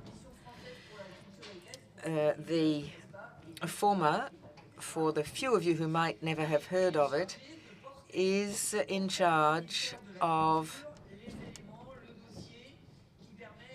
informing the Ministry of Culture and giving them all of the necessary data available concerning the UNESCO label that is held by French horsemanship. She is also the president of the master's jury for the tourism center, and she is a member as well of the D'Artagnan pathways in France. She is very interested, first of all, in the changes in our relations with the horses in the contemporary world. She also is studying the social, cultural, and economic aspects of the horse sector by analyzing the potentiality of horse tourism to be an advantage for sustainable development in the different territories. She is particularly interested in the fact that the horse is becoming part of our heritage, and also the fact that it is being used more and more in cultural tourism these days. So I will now give her the floor, and she is going to introduce the different members of this round table. Thank you very much. First of all, I'll put the microphones down because I'm smaller. And first of all, I would like to thank the President, the General Director, and all of those who have invited me here to facilitate this roundtable this afternoon. It's a great honor for me. First of all, I think that we're going to have more of a question and answer session. We are going to be talking about the horse as a vector of social integration, so we'll take a look at it through the eyes of the challenges of employment, training, and rural development. Perhaps seeing what's done on a European level, a national level, and a local level, and we will have precise, very specific examples that will be given to us by the different speakers. And the questions that I have will hopefully enable us to better understand these different issues. Now, As our director said, unfortunately, Hilde Wortmann is not with us for reasons of, once again, COVID. It's a great disappointment for her because she is extremely active in the horse world. She loves horses, and we have a little video that we will be able to watch. First of all, I'd like to introduce, I will introduce the 5 speakers, and then we'll look at the small video, and then I will ask questions of the different speakers, the roles that the different institutions play in the horse sector when it comes to social integration thanks to the horse. So to begin with, Mrs. Hilde Wortmann, who is an MEP, and she is the chair of the horse group of the European Parliament and has been since 2015. Initially, she was very involved in gender equality, but today she is now the chair of that horse group of the European Parliament, and she herself will tell you about this in the video that she has made for us. She adores horses. She's been working with horses since 2015, hoping to use them as engines for developing in Europe. Then we were meant to have Marc Venton as well, but as you heard earlier, unfortunately, he too has COVID. But he is going to be represented by his left-hand man, by his right-hand man. And since 2006, Marc Venton was somebody who has a professional rider. He owns 25 horses. He's also the president of a driving stables in Bruges in Belgium. He has many carriages, and he too has lived a very sportive life. He is a world champion in polo. He is a judge within the FEI, and he has also represented the Flemish riding world. He'll tell us more about that later. We also are lucky enough to have the Senator Jean-Pierre Vogel with us. He's Senator of the Sarthe, and he's the president of the Senate Horse Section. He is a politician who is extremely active in the territories. He is the president of the Commune of Communes, the vice president of the Sarthe since 2014. He's also a horseman. He has been doing 3-day eventing. He is strongly invested in all of this, and he is also an accountant in this session. He has been the president of the Senate Horse Section Cheval since 2018. Sylvie Douaré is an engineer in agronomy. She has been studying water risk and other spatial threats, and she created Horosports in 2007 with Hypolia and the Normandy region. And she's going to tell us more about that later. Today she works for the Ministry of Ecological Transition, and she's at the head of the Department of Water Risk and Nature. And lastly, we have Eric Touron, who's a regional councillor in the Pays de la Loire. He's in charge of the horse sector. He's always adored horses since he was young. He raises trotters. 2 of his sons also work professionally in trotting. He has been the mayor of Vitré since 1998. He's also vice president of the Saumur Val de Loire agglomeration. He's the president of the Viry riding stables, and he's active in other regions of France as well. And I suggest now, Danielle, could you send us the little video that Hilde Wortmann sent us? She did want to say just a few words. And those who are following online, we can be extremely proud of our European horse sector. We are the center of the world when it comes to our horses and riders. So it is true, the horse really is an asset for the post-crisis world. The horse is an animal like no other. From agriculture to sport, it can do it all. A wonderful animal, my most favorite one. That is why this conference is so important. We must highlight their various assets. I've been riding horses before I even learned to ride a bike. It has been my first true passion. And as I got older, my interest in politics grew. And it's a privilege to be able to combine my two passions as president of the MEP Horse Group. As all of you do, the MEP Horse Group believes in the sector. This is something that I say not only as a rider, but also as a politician. And I have the numbers to prove it.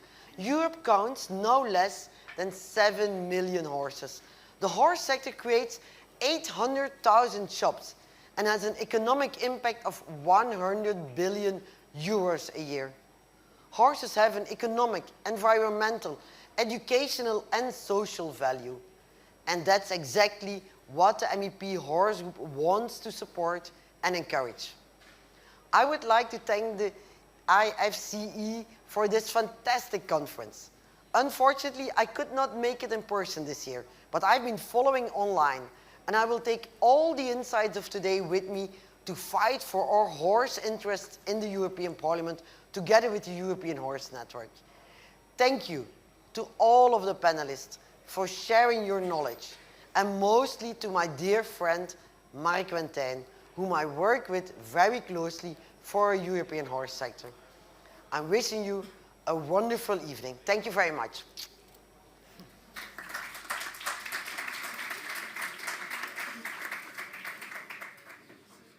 Ça marche? Ça marche? Je vois comment ça marche.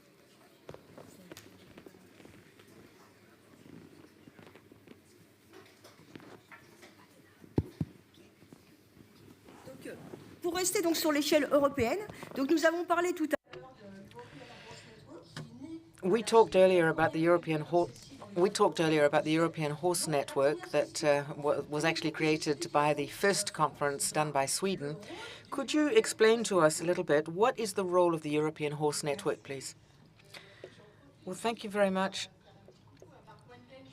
I would just like to say hi to Mark Venton. I'm certain that even if he is in bed, he is watching this, listening to this. So get well soon, because we need you, and we need your enthusiasm. And thank you very much to Ilda as well for her energy, which is always something that helps us so much in what we do. What is the point of having a horse network?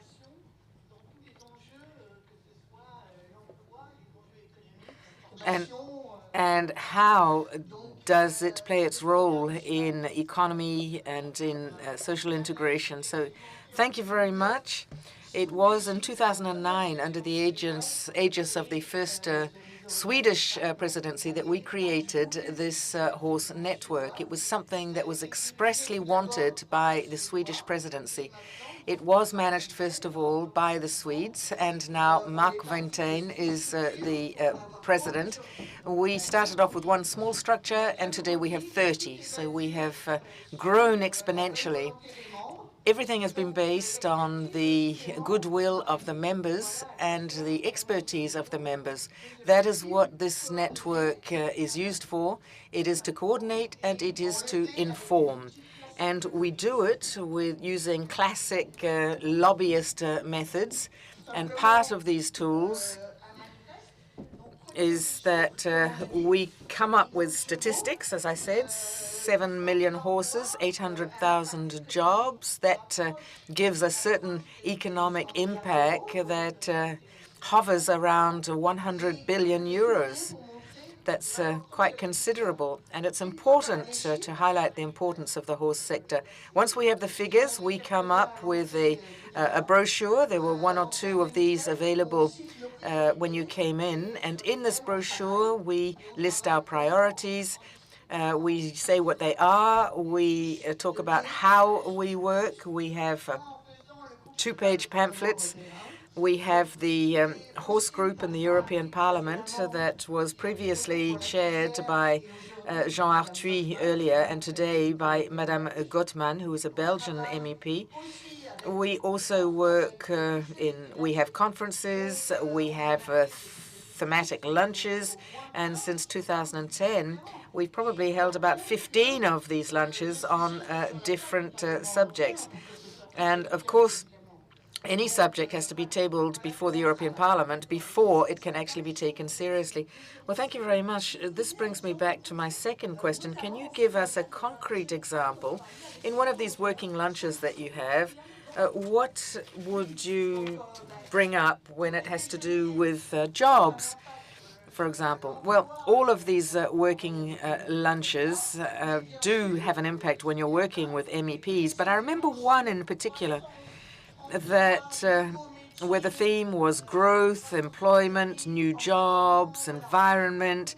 We wanted to group together some of these themes that had an effect on employment, and we wanted to show that horse tourism was beginning to develop a lot. 40 years ago, it barely existed. So it creates jobs. It helps maintain the rural countryside. It was very interesting because it offered new types of jobs. And during that lunch, we wanted to show some of these MEPs who had no idea that even in the agricultural world, there were certain jobs that one could not delocalize. All of this was just to show that the equine sector was a very important one and that it was worthy of being supported. And the best way to do this is that every time there is a text that might have an impact on the equine sector, we can step in, we can make our voice heard, and that, for example, is what we did in the case of the antibiotics, where MEPs wanted to forbid antibiotics for animal consumption and just keep it for human consumption. And Hilda Wotmans managed to put a stop to that text, for example. Well, thank you very much for that information. Are there some countries that have gone further than others? Is it easy to federate all countries, or are some of them easier than others? No, we have some countries that are leading the field, such as France, but we do type to work on all types of topics. For example, the TVA rate. Sweden has a rate of 27%, and they, of course, did not want to work with us until all of a sudden they saw the light and said that it might be interesting to work with us about on VAT. We do try to speak and interact with all of these different players. After all, we're dealing with themes. We're not dealing with nationalities. We are giving information that could be used in all member states. Well, that's an excellent example of a European success, themes, not countries. And what do you think are the challenges, the difficulties, or the opportunities for the future? That's one of the things that our conference is looking at. Well, first of all, it is, of course, recognizing the role of the horse. We want to be recognized, acknowledged. We want to have a true voice with which to propose things. And in order to do that, we need data, agricultural data. France has a lot of data, but that's not the case of a lot of other European states. And it's very difficult to get this to trickle up to the European level. Ask if the European Commission does not have statistics concerning horses, for example. So we're going to fight for that. We need statistics, therefore. We need studies to show the importance of the horse, the impact that the horse has. We support with the IFCE and the INRA on the greening virtues of the horse. That is so important to show all of that. This is data.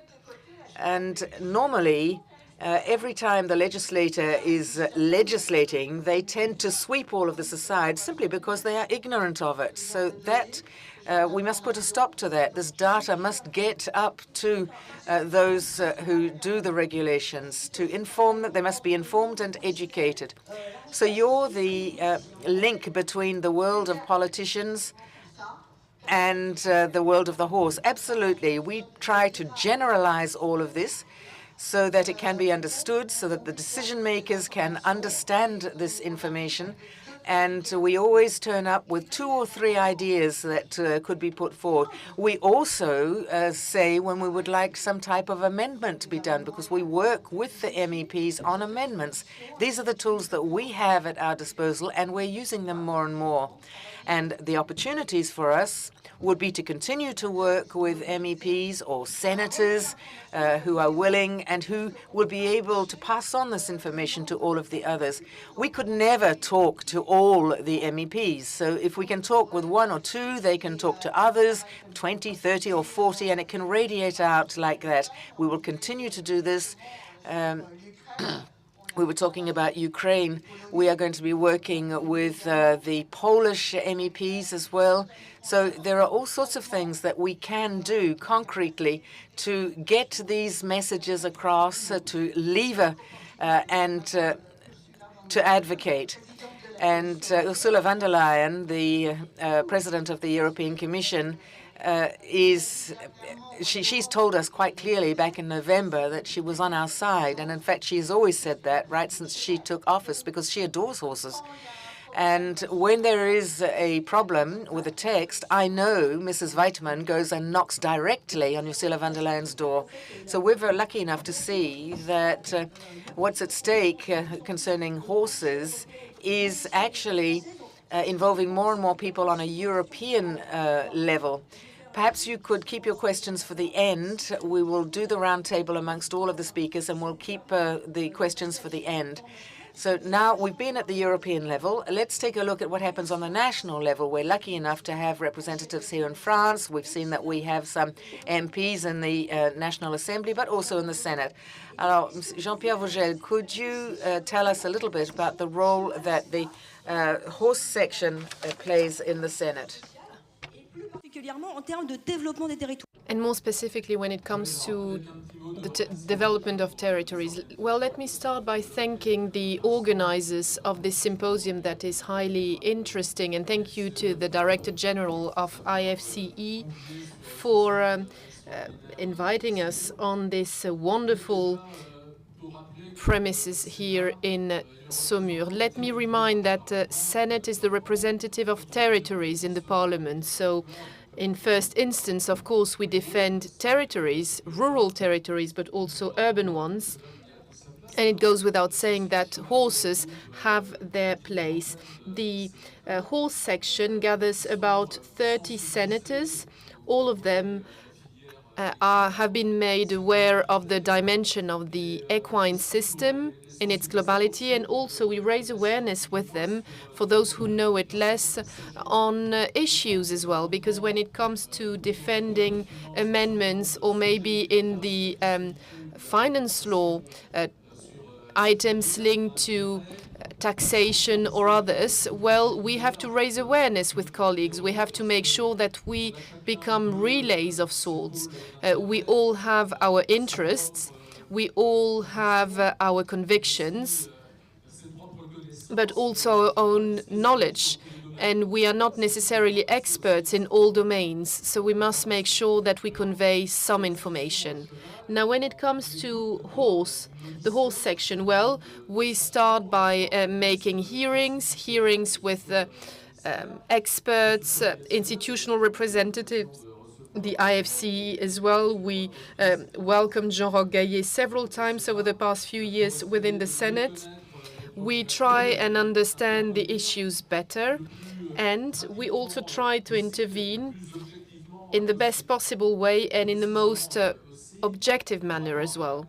Let me also state that compared with my colleague Martine, who is my counterpart for the horse section in the National Assembly, we work together, the two of us, because the interests we defend are societal interests, interests stemming from the industry in its globality. We are defending France's interests as well. And when we have specific items, we call each other, we see each other, and given that the French National Assembly is in first reading, they have the first reading, we have a second reading, but they have the last word. So sometimes we ought to make sure that we agree beforehand. Of course, I'm saying this joking, but still. Now, there is also the whole territories, planning of territories. We have the issue of breeding as well, which is a true power. The breeding of French breeds, French horse breeds, recognized on the international level. This is a very strong heritage for us. So, of course, we ought to be very careful from the beginning when it comes to the breeding of horses. We also meet on a regular basis the French Horse Riding Federation. It is the 4th federation in France, soon maybe the 3rd. Bearing in mind that so the representative of the French Riding Federation is saying that it is the 3rd place, so we are in the 3rd place. With the development of many disciplines, you also reminded with equine tourism, equestrian tourism in rural territories. Now, there are also the pathways, hacking pathways that are used for hacking in general, but taking care of those pathways. This is made thanks to equestrian tourism that developed.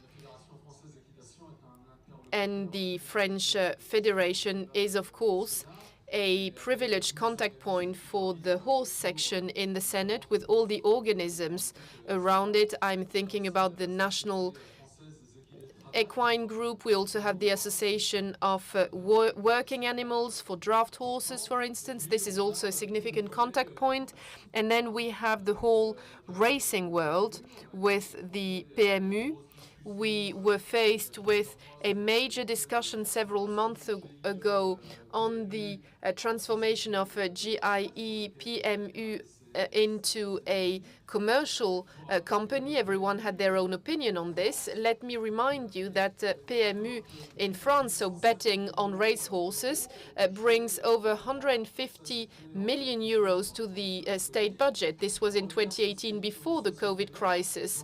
And it is paying this back to parent companies, and trotting, galloping, it is about 750 million euros, sorry. So I believe that we ought to support race business as well, with breeders, owners. Also, when it comes to race courses, we have over 260 race courses in France.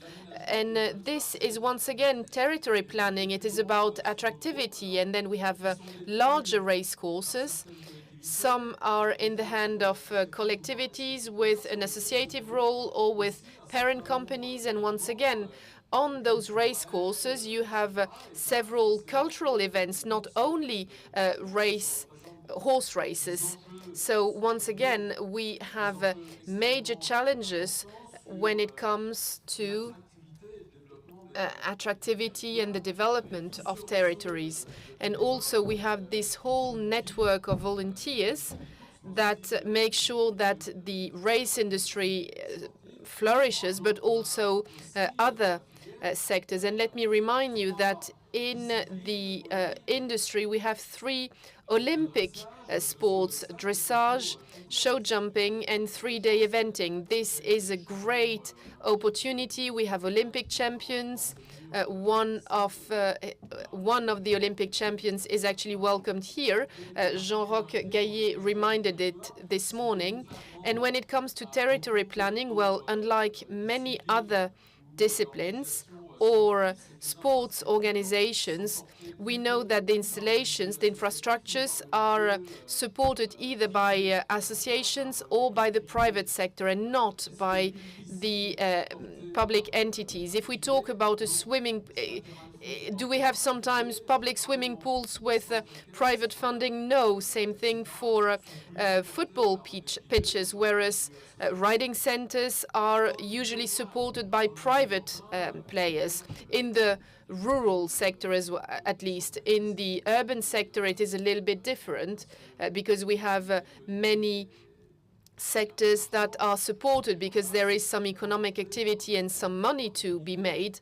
But in the rural business, it is more private players And I think the average turnover is about 12,000 euros per year. It's a minimum wage for people who are working 80 hours every week. So what are we doing at the Senate? Well, within the horse section, we are trying to make sure that the economy, the regulation is actually able to move forward and to be in line with the various issues from the horse industry. There is one example we started working on.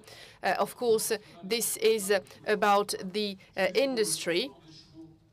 When it comes to horse transportation, for instance, everything that is linked to professionals, builders of trucks, horse trucks, 3.5 tons is the official limit for the regulation. And we know that for well-being, we need larger trucks, horse trucks. And now we have a regulation in order to be able to have a transportation for 2 horses, to have a small truck, 3.5 tons, to have just 1 horse and a van behind it, because the total load of 3.5 tons is exceeded. And if you are stopped on the road, then you have to leave a horse on the side. So once again, we are talking about regulation on which we are trying to move forward, and the horse section of the Senate, the horse section of the National Assembly as well, supported us, and we put forward a law in order to reach 4 tons, or maybe 4.5 tons. Well, thank you very much for all those concrete examples that allow us to understand better the role of the Senate, how it is articulated with the Assembly and also with Europe, because I do believe consistency is needed. Now, you are an accountant, so you have probably a role on this significant topic of taxation. Could you maybe talk about the role of Senate when it comes to the evolution of taxation, which is essential for the various players in the industry? Well, France was condemned in 2012, and this was a catastrophe with the increase of the VAT rate that was applied.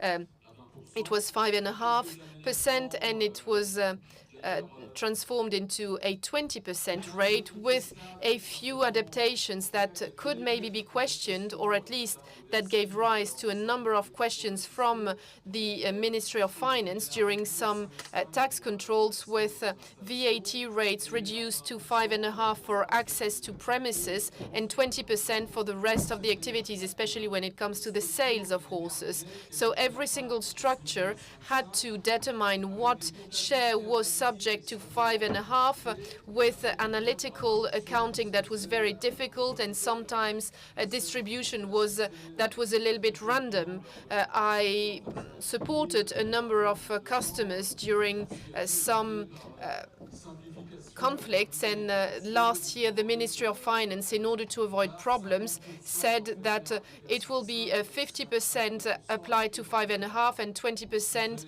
and 50% applied to a flat rate of 50%. So the average rate was about 13%.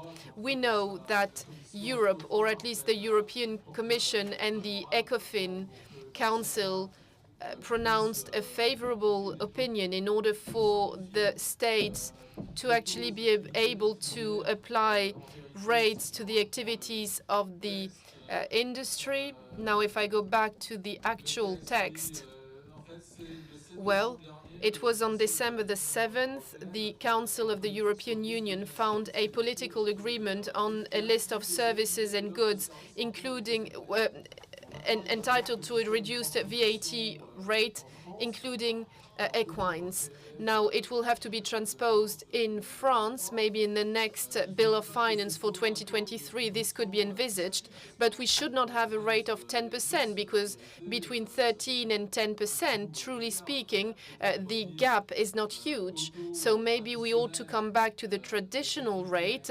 for agricultural activities, because once again, we are in the agricultural sector. Maybe we should go back to a rate of 5.5%.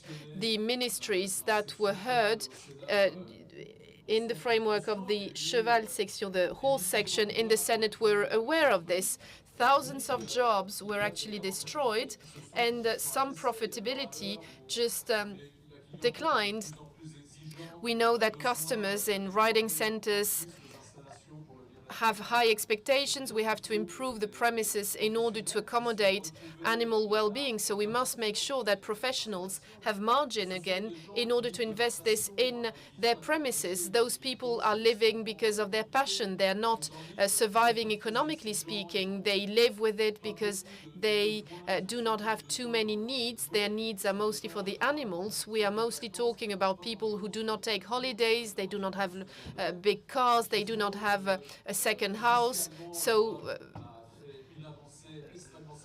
from a tax viewpoint, Europe moved forward in a significant manner, and I believe that in France, the implementation of the Ecofin agreements should not be a problem for the profession with all the declarations that were made, and we will be waiting this in the vote on the future bill, finance bill, in agreement, of course, with our horse section, and we are not from the same political family, so I believe that we will be able to find an agreement for the well-being of all the professionals in the sector. Thank you very much. Merci pour ce très bel exemple de... Thank you very much for that splendid example of democracy. It's true that in the world of horses, we have all types of different political colors. We see that in France, and despite that, we managed to come to agreements amongst ourselves thanks to our common love of the horse. So thank you very much. And again, if there are any questions, could you keep them till the end of the session, please? We're now going to move on. We've done Europe, we've done national, and now we're going to look at more local examples. I thought that it would be very interesting to have some examples shown today. For more than 10 years now, you have been working with Horosports, and we're lucky enough to have the founder of Horosports with us here today. What is Horosports? What does it do? Good afternoon, everybody. It's really a great pleasure for me to be here with you this afternoon, and thank you very much to those who invited me. I have been with Horosports right since it first got off the ground. What was of prime importance for Horosports was the creativity back in 2005-2006 of what was called competitive sectors. And you know that if you know the horses sector, the equine sector, you know that we have different facets in there. You've got leisure, you've got racing, you've got breeding. But there were a certain number of people who decided that it would be logical to pull together for the greater good, and so that there would be a better matching of supply and demand when it came to jobs. And today, this competitive sector is called Ippolia because there are certain sectors where we simply cannot find anybody these days. We are having great difficulty hiring people. One of our other missions is also to meet young people. We know that there are many people who would like to find a job and who cannot actually get in touch with the companies with whom they would like to work. So we hopefully can be a relay between these young people who are being trained or who are job seekers and the companies or the employers with whom they would like to work. So we worked with a certain number of people, first of all in Normandy, but hoping to spread this throughout France, to do something that at the time we called the Horse Employment Agency, the IFCE as it is known in France. And we went to see the employment agency in France, and they told us, the IFCE told us, that they had no idea how to find jobs for people in the equine sectors. So back in 2007, we created a structure called Horosports. We were thinking, of course, about human resources, but also because we want to find the necessary horses to be the missing link between the job seekers and the jobs that are available in the equine sector. We worked with all of the different sectors, thanks to Ippolia. We were strongly helped by the Normandy region, and there we were able, and thus we were able to create Horosports. We also benefited from European financing for several years, and we also got the great financial aid from FASEC, which is very well known in the racing sector. So we opened Equine in 2007. There were three of us. There was one person from the National Stud Farm, there was one person from the National IFCE, and one other person. And we were able to recruit somebody who actually came from Ipolia. That was who the third person was. In the first year, we were very proud because we actually got 40 job offers that came our way. We literally picked up our pilgrim staff and we knocked on doors telling people that what we were offering them was a free service, a tailor-made service, offering modern tools to actually get the information you need to be able to find a job or to be able to find somebody to fill a job. And ever since 2007, we've had a website. I can but encourage you to go and take a look at that website. It gets better and better. It's wonderful for people who are trying to find out more about how they can work with horses, how they can access these different jobs with horses. And it's also a wonderful website where you can find a lot of job offers. And you can truly go and see what these job offers actually entail. What region of France are they to be found in? What is the job description? And how much does it pay? So all of this information exists on the Equine website, and it is being ramped up all the time. In between 2007 and 2008, since then, everybody, including the Ministry of Agriculture, has turned to us saying, can you give us some statistics?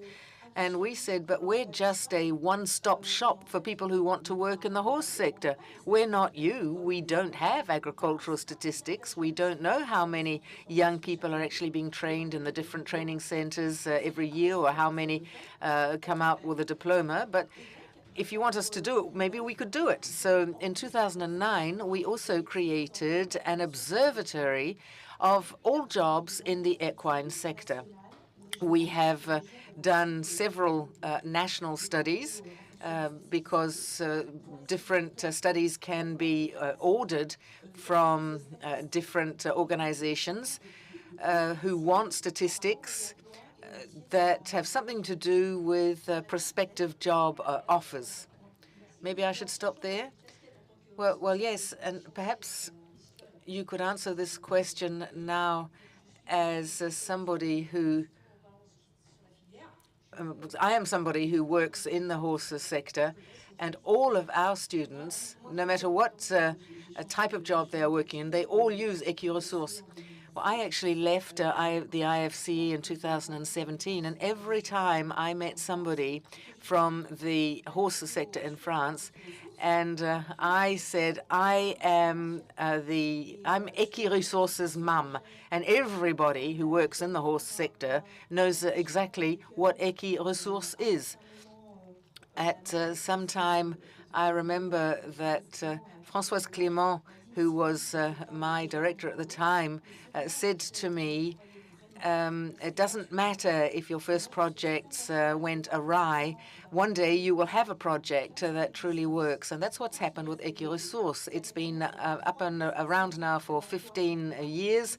We have over 3,500 jobs that have been found by Equine. And since the beginning of when we opened, we have put out more than 30,000 job offers. We started in Normandy, and now we've spread to the whole of metropolitan France and the overseas territories as well.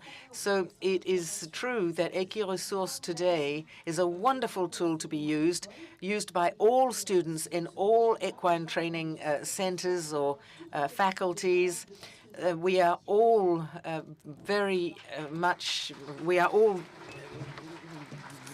we love what we do, and I can but invite you to look at the website. Well, thank you very much. Perhaps I'll move on to the last question for you as well. Equine now has proven its worth. It's 15, 17 years old. What have you learned? Well, I think that preparing myself for this round table, I went back and took a closer look at the reports that we have drafted in Horosports, and I see that 15 years later, it is still very difficult to actually recruit in the equine sector when you are an employer.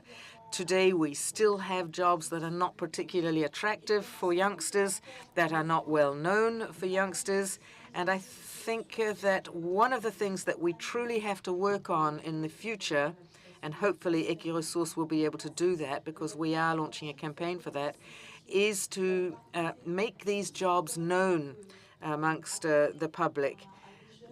Talk about the different types of jobs that are available for young people who are seeking to find a job in the equine sector.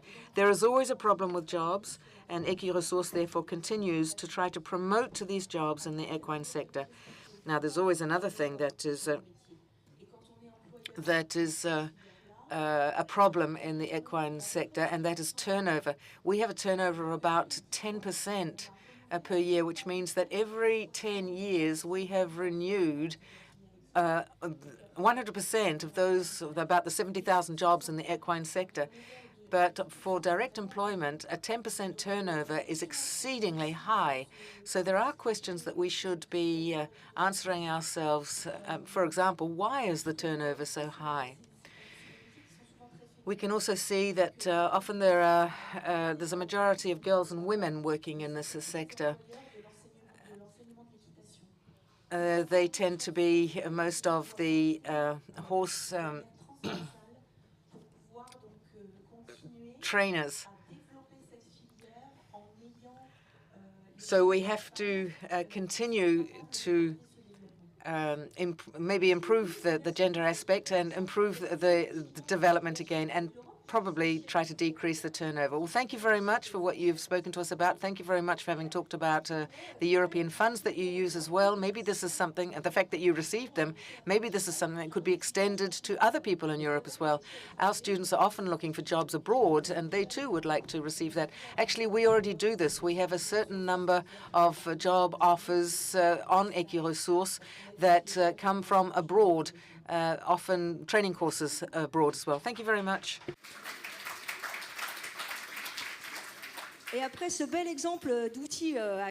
After the example of national tools, well, it is also important to look at regional successes and also at the level of the city. Mr. Touron is a regional councillor and an elected representative of the city. So the first question will be about training. The Région Pays de la Loire stands out because of its training. No, of course, I'm not an objective someone, but in the equine sector, we have two main poles, especially the vet school of Nantes and the faculty for tourism, cultural and hospitality, about 100 people studying in the horses. Could you tell us more about this? Well, good afternoon to you all. Thank you very much to the director for welcoming us on the premises, and thank you for the Madam Member of Parliament to have thought about this symposium here in the Pays de la Loire.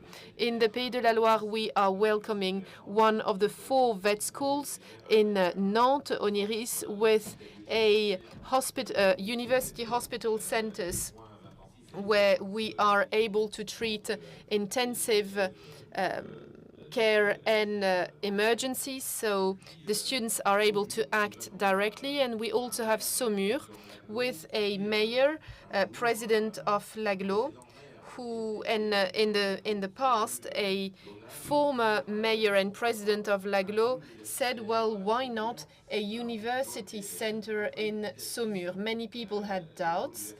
The university center started in premises that could be considered as absolutely not nice, but there was a real request for trainings around the horses, high-level trainings, and because here in Saumur we have a license when it comes to the selling of equine products, management of equine companies, and also a master around tourism, sports, and adventurous pathways. So based on this success, and together with other trainings linked to tourism, the region decided to build a university center that was inaugurated in September last year. We welcome students from all over France, and I would like to thank every single one who was bold enough and ambitious enough to believe in a university center in Saumur. In the region, we also have other training centers with lycée, for instance, high schools, for instance, in Laval, High School of Boitillac. And we are also very proud of this training jewel that we have here in Saumur with the National School of Horse Riding that provides trainings, especially a high-level training, the executive master Cadre Noir, and when you pronounce the word Cadre Noir, it goes without saying that this is a sign of seriousness. And of course, people who are trained here in Saumur at the IFCE are true ambassadors for the whole of France when it comes to training afterwards other trainers. So they become trainers of trainers. Now, yes, we have people who are committed on those kind of trainings before A-levels, after A-levels, because the equine industry requires very diverse skills. So thank you very much for the region for its support. At the level of the region, you also want to develop equine tourism through ambitious policies. Could you tell us more about this? Well, our region president would like to make sure that under his mandate we develop equine tourism. Now, we have a very strong player, which is the Conseil des Équidés, and the region is lucky enough because it is able to go from sea to land or from land to sea while going along a wonderful river that is classified at the UNESCO World Heritage, La Loire. We manage this with La Loire à vélo, Loire by bike, and we would like to be able to do the same with equine tourism. Now, equestrian tourism and equestrian world is quite a peculiar word because we are talking about men and women who are passionate about horses, who are able to speak to each other. Sometimes they ignore each other, and sometimes they actually hate each other.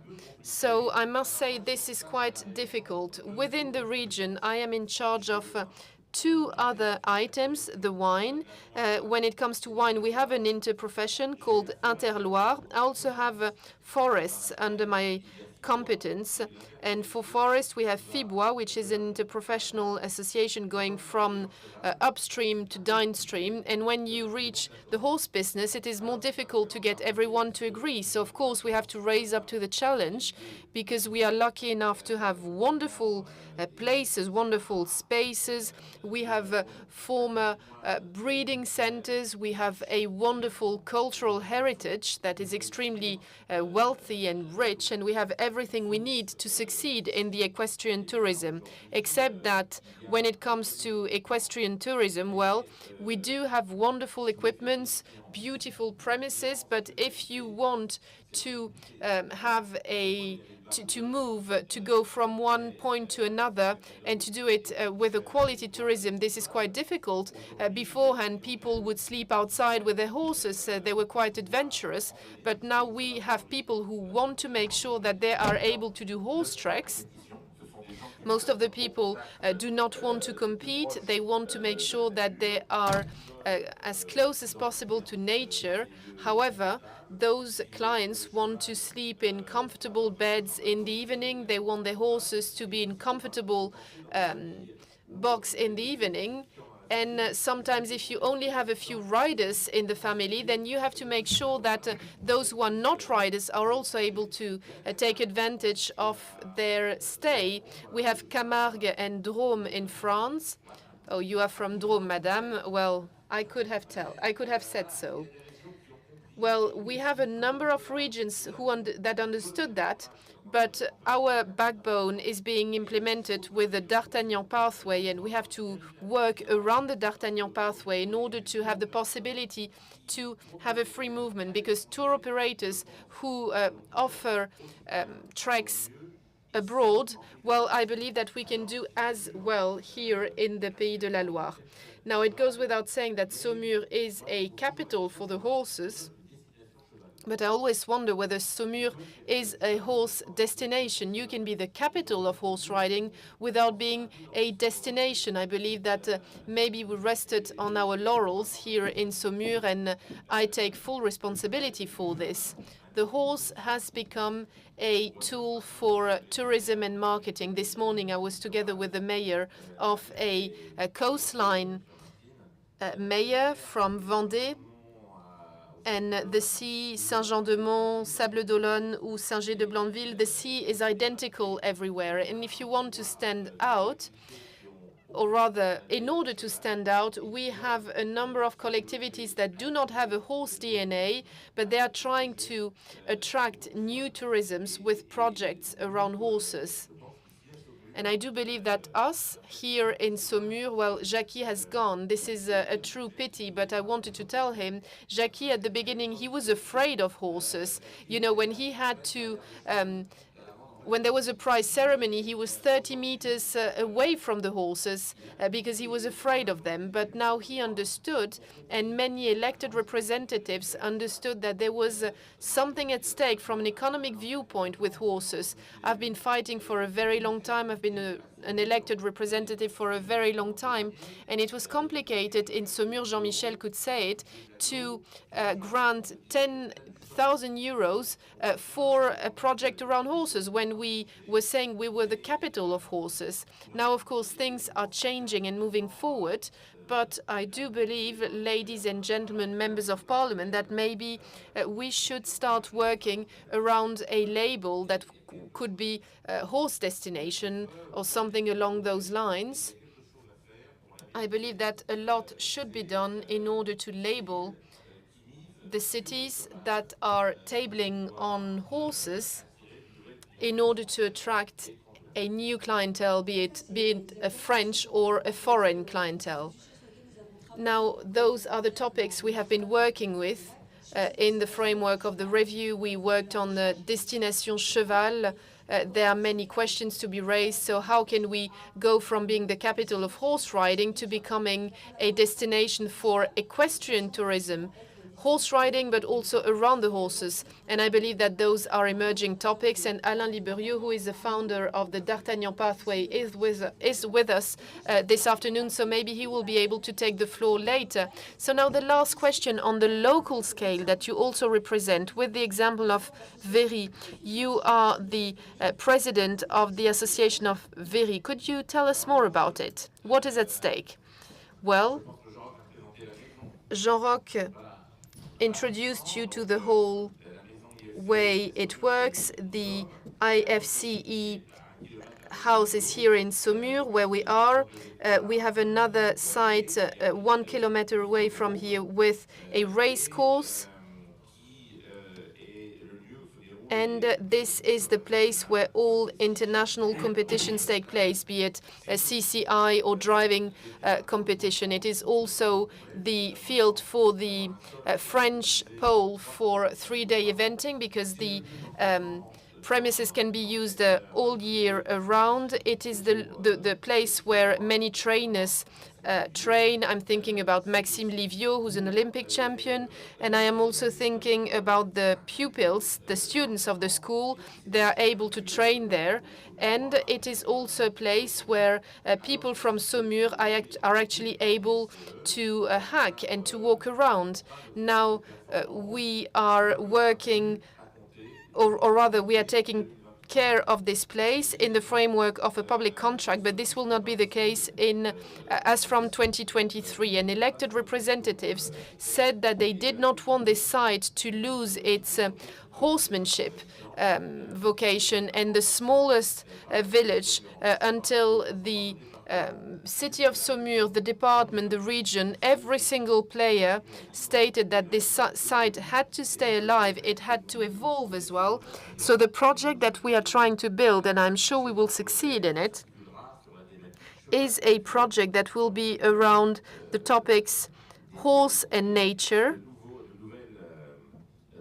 So we will have new proposals that will be put forward around the horse, because of course we have to make sure that this can stay alive, especially when it comes to equestrian tourism. We had a great hotel project, but unfortunately it has been delayed because we have a number of urbanistic documents that should be compatible with these equipments, and this would have been a great opportunity to have an equestrian hotel where you could come with your horse, you could get a room or an apartment, and you could do a daisy trek in a way. So you leave in the morning, you come back in the evening. And for those who are not riders, how I was mentioning them before, they could still take advantage of our heritage here in Angers and in Saumur and in the region around it. We do believe in this project here in Saumur, even though we have a few constraints. Madame Doare, in her new function, if I'm not mistaken, well, we might have miraculous developments, or rather miraculous flowers on the site that are blocking us because we have to protect them, but motivation will win over constraints, and I am sure that within 2 years we might have a new symposium on the very site, because we will also plan for business. We will have rooms in order to welcome companies, and I'm sure that we will have a room big enough to welcome a symposium as today's symposium. Thank you very much. Merci beaucoup. Je trouve que l'ensemble. Thank you very much. I have seen that all of these examples show us yet again just how very rich the world of the horses can be. We've heard about the diversity, we've heard about what's at stake, and you've been talking about difficulties that have existed for a long time in the horse world. But maybe with this territorial development, we are finally managing to tackle these obstacles and to see that instead of seeing things as obstacles, we should be looking at them as opportunities. There are different scales, whether you're working on a municipal level or a national or a European level, but all of us seem to have understood how important it is to actually work together to overcome all of this. Now, we have a few minutes left. Are there some questions, please, that you would like to ask? Thank you very much, Sylvie. I'm the president of the European D'Artagnan Pathway. We've talked about this, and I'd just like to say one or two words on this, even if it takes some time. The European D'Artagnan Pathway is a bit like the Saint-Jacques de Compostelle, the pilgrimage, but for horses. It's a difference between the real life of D'Artagnan and the life that was put into a novel by Alexandre Dumas. Now, we have 6 countries: Germany, the Netherlands, Belgium, France, and Spain. And it was an equestrian itinerary. It was a little difficult to set up, but we've done it. And of course, this has given value added to tourism, to culture, and to heritage. And here we're talking about equestrian heritage.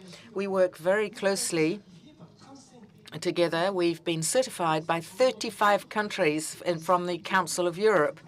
So it's not just 6 countries where we actually pass through, but there are 35 countries that have worked together for this. So there is a great potential to valorize the horse in these 35 countries with all of the things that we set up and the tools that we have. And yes, we have 172 historic and literary sites that have been registered by a historical committee. It's all very serious. We go through Chantilly, Versailles, Saumur, Angers, and that's just to mention a few. Last week, I was with the Minister of Culture, to whom we answer, and we proposed setting up a label for the well-known historical, literary, and equestrian sites. So we're going to work on this, and maybe this will allow us to have horse destinations a little bit everywhere that are acknowledged, perhaps, but are not necessarily as well known as they should be by the world at large. We still have enough time for maybe 2 more questions, if there are 2 more questions from the room.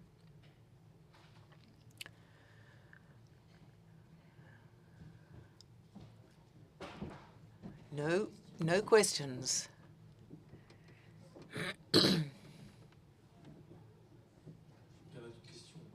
Well, maybe I can ask a question. Henri de Berzac, I'm a member of the IFCE board.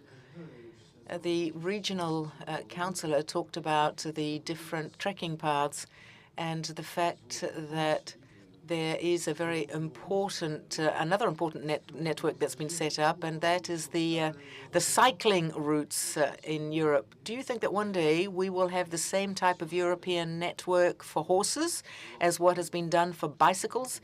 We have the whole of the Loire Valley that can be visited thanks to bicycle pathways. And I think that in the different territories, these bicycle routes have been a great impetus for the entire territory. Well, yes, we would like that very much. I think that our European MEP has gone. We've managed to do it with bikes. I don't see why we couldn't do it with horses.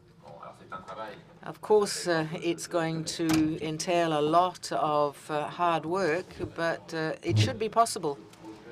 And actually, this project of riding through the Loire, the Loire by bicycle, I think that there's no reason why we couldn't make the same proposal with horses. Could I ask a question about Viry, please? Now, if I've understood, Viry trains, there are shows, competitions. What are the other projects that you have for Viry, and who is financing all of this? Well, for the other projects, there are lots of other projects. Particularly, we told you that the theme was the horse and nature, and with the ALPO, there will be interpretation pathways. Viry is also an excellent territory for horses and also for human beings. The French Athletics Federation is very interested in Viry as well. In fact, they held their recent championships there, and all of the participants recognized how wonderful Viry was. So it should be open to other sportsmen. The whole idea is that everybody can find a role to play. When you've got horses and bicycles and when you've got runners as well, everybody has to be very well organized. Now, who's going to finance it all? Well, the region, of course, the department, the agglomeration, the town, the state, if they want to. Not always obvious. You've probably understood that it's a little complicated. I think that Loïc Manivet, he's still here. Loïc, we are hoping to get a lot from the Éperon Fund, the Spur Fund. This is a levy that is taken from the proceeds of betting for any innovative project in the sector. And we deem ourselves to be more than promising in the sector. Now, today, in the different municipalities, we have all agreed to actually cover the investment of these projects, but we will need to have something that is well balanced. In our business plan, we hope to be able to accompany the ramping up of the project for 3 years, but afterwards the projects should be able to self-finance. And who actually looks after the site? Who maintains it? When you see that the road goes right into the middle of Viry, we're a little troubled. We're a little concerned with this. If we didn't do the road, if we didn't redo the road, we could have other activities. We could have car racing, for example. But today, the amount of investments is in a range of 7 and 8 million euros.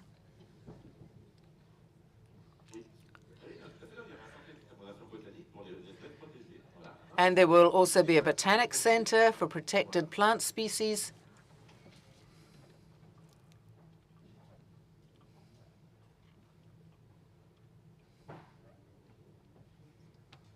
That's it then. No more questions.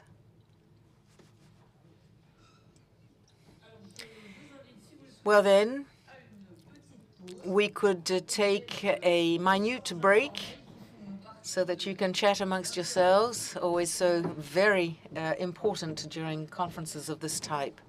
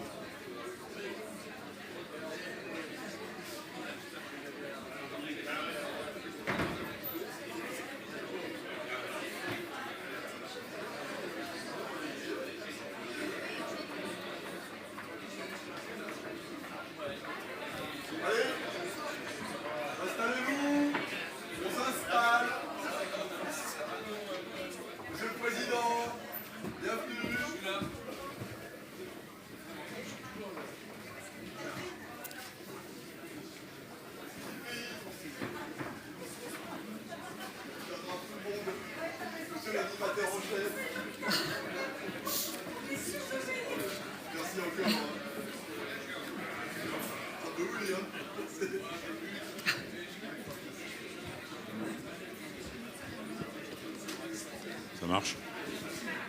Ça marche?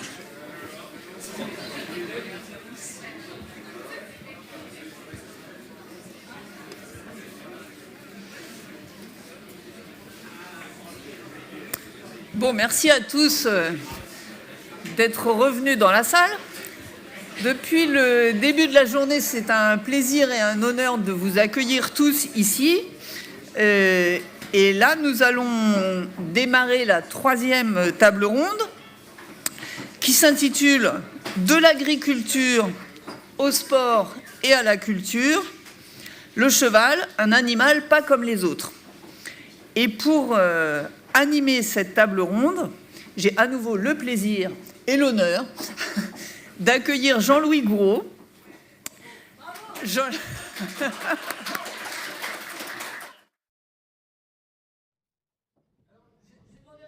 Oh, I asked Jean-Louis if he wanted me to introduce him as a writer, a journalist, or a rider. He told me to choose. So among all his skills, I will be providing you with a few figures. You should know that he covered 3,300 kilometers horse riding in 75 days, which means an average of 45 kilometers per hour. If you tried, you'll probably appreciate, well, sorry, and now this is done, you know what I mean. So, no, not 45 kilometers per hour, sorry, 45 kilometers per day. Let's be serious, please. Well, you can go 45 kilometers per hour with a horse, maybe not for 75 days without stopping, but still 45 kilometers per day. If you've tried it, you'll appreciate the feat. He said he had 2 horses, 1 reserve horse. He was also always swapping, so one of the horses was always fit, but still, I must say this was quite a feat. Now, as an editor, he created many specialized collections on horses. He is still directing them, and he published about 300 books. I don't know what was the speed of publication, but still. Jean-Louis is also a writer of guides on horses, one guide per country. This series is called The Small Geography in Love with Horses, and it has been re-edited in a new version. Now, starting from his adventure between France and Russia, he wrote a wonderful story, Le Pérégrin émerveillé. In 2016, it obtained the Prix Renaudot Poche. And in 2021, Jean-Louis wrote what I would call a small book that should be part of school books. This is my opinion, called Horse is the Future. He is providing warnings on the threats that weigh on our relationship with the horse, but also between horses and men. It's a very short, it's a textbook, basically, and I believe you should all read it. He is working on the realization of a dictionary for horse women, with women from France, but also with women from Europe and the world, from the antiquity until today. So Jean-Louis is extremely brave, and he will not step back from any challenge. And I am delighted that Jean-Louis asked me to write a few notices. And of course, I worked on Georges Sand with a lot of pleasure. Now, I have spoken enough. Jean-Louis, you have the floor to moderate this roundtable. I hope this is working. Thank you very much. Well, the horse is an animal like no other, so I am probably a moderator like no other. I lack experience, so I hope you will be kind to me. I'm not very good in that exercise, and I do not have the oral talent of Sylvie Brunel or Sylvine Piquel-Chevalier, who are brilliant academicians who came before me. I will probably be a lot more brief, and I will start by calling onto the stage the various speakers. We have 5 of them. Here they are. Sophie Yanou-Gillet, are you around? Please come on stage. Dr. Paul Kahn, please come on stage as well. I don't know how I should be enunciating your name. Kahn or Khan? Stefan Schoman, my friend, please come on stage. And Jaroslav Müller. Jaroslav, you are being called on stage. Please join us. And also Thierry Gosseron. Please come on stage. The great Thierry Gosseron. Now, please be seated. My main role in this roundtable will be, if you let me, to maybe rethink the order of speakers. I would like to group them in 2 packs. Sorry for the word pack. One's to talk about equestrian tourism, and the 2 speakers in charge of this exercise are both French speakers, even though Stefan Schoman is German, but he will be speaking in French.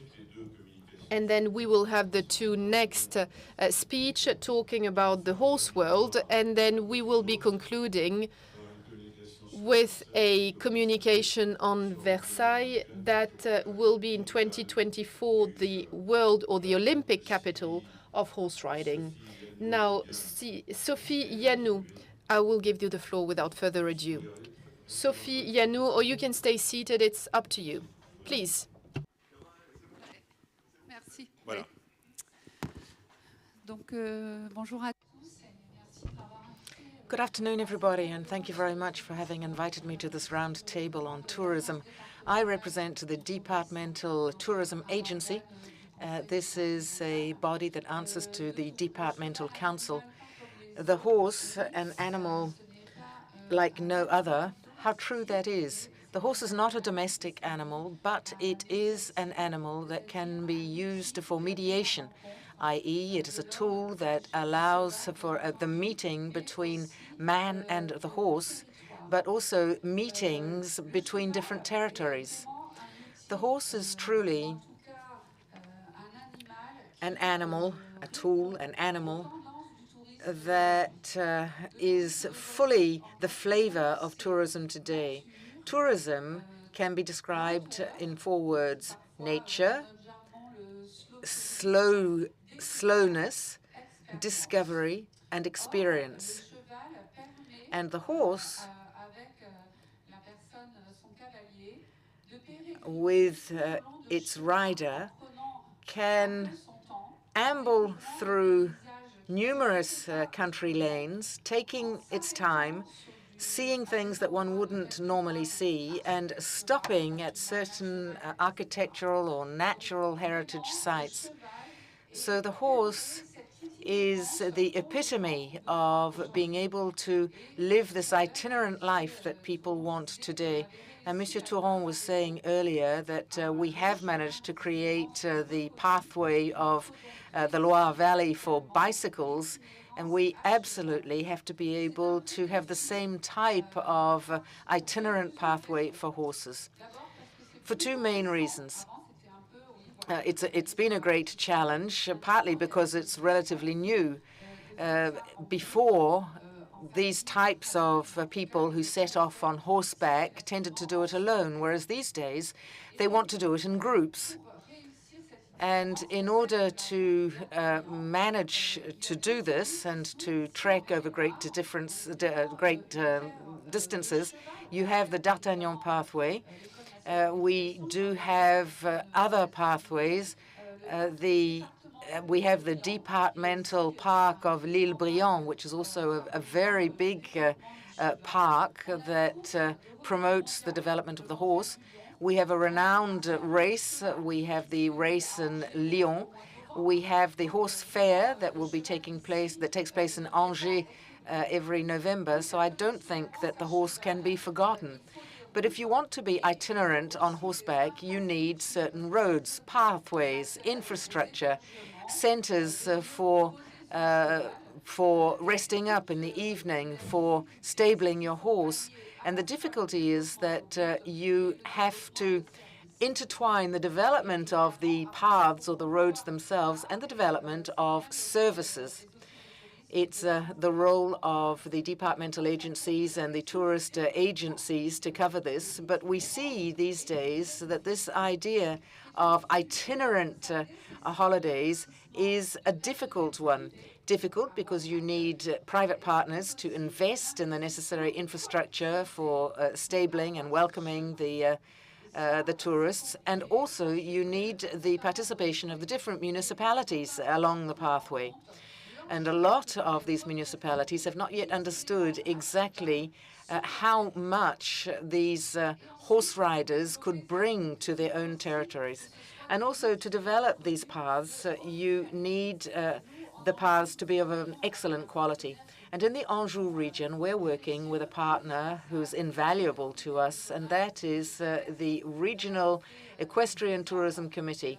Madame Boutet is present here today, and through working with them, we can certify the quality of these paths.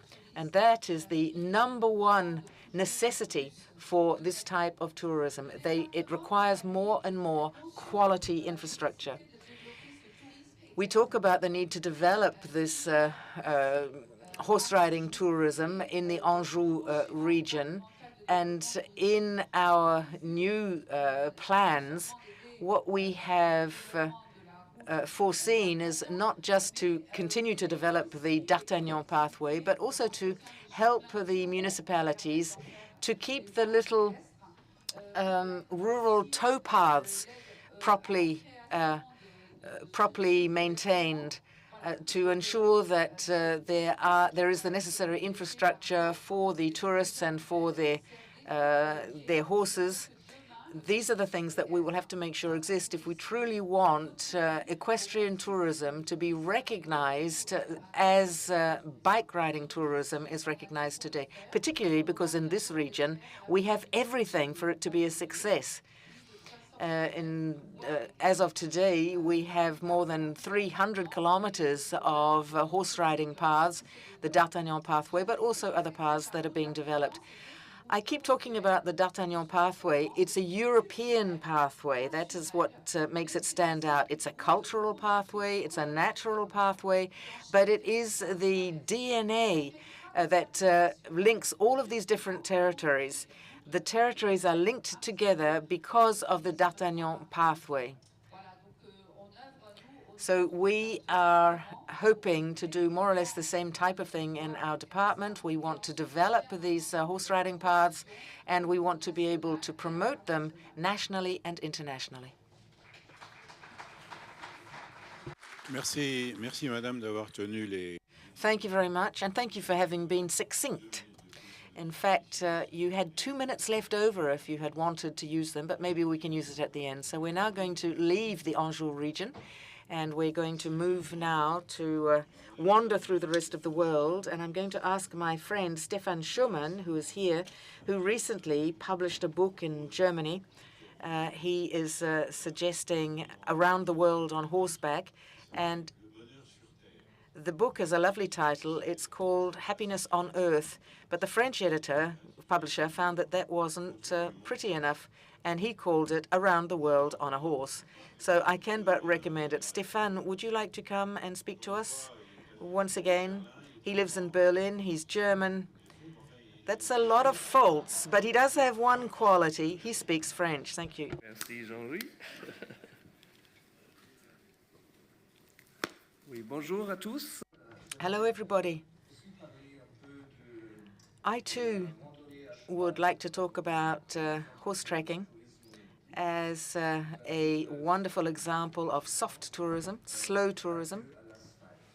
And maybe I could entitle what I'm going to say, Goodbye to Asphalt. Since we have started using horses, horse trekking is what suits animals the most. It's wandering through the steppe, but it also is something that suits mankind, wandering through the savannah. We've actually been wandering since prehistoric times. The sedentary life has an illness of modern civilization, and horse trekking is the symbiosis between these two species, mankind and the horse, happy together. I don't think I need to tell you that trekking with horses or with mules has great potential for tourism, for culture, for therapy, and for economy. And when I talk about therapy, I'm not just talking about horse riding for the handicapped. We are all handicapped, after all. We are all cut off from our natural rhythms of life. Jean-Marie talks about that in his wonderful essay, The Horse, the Future.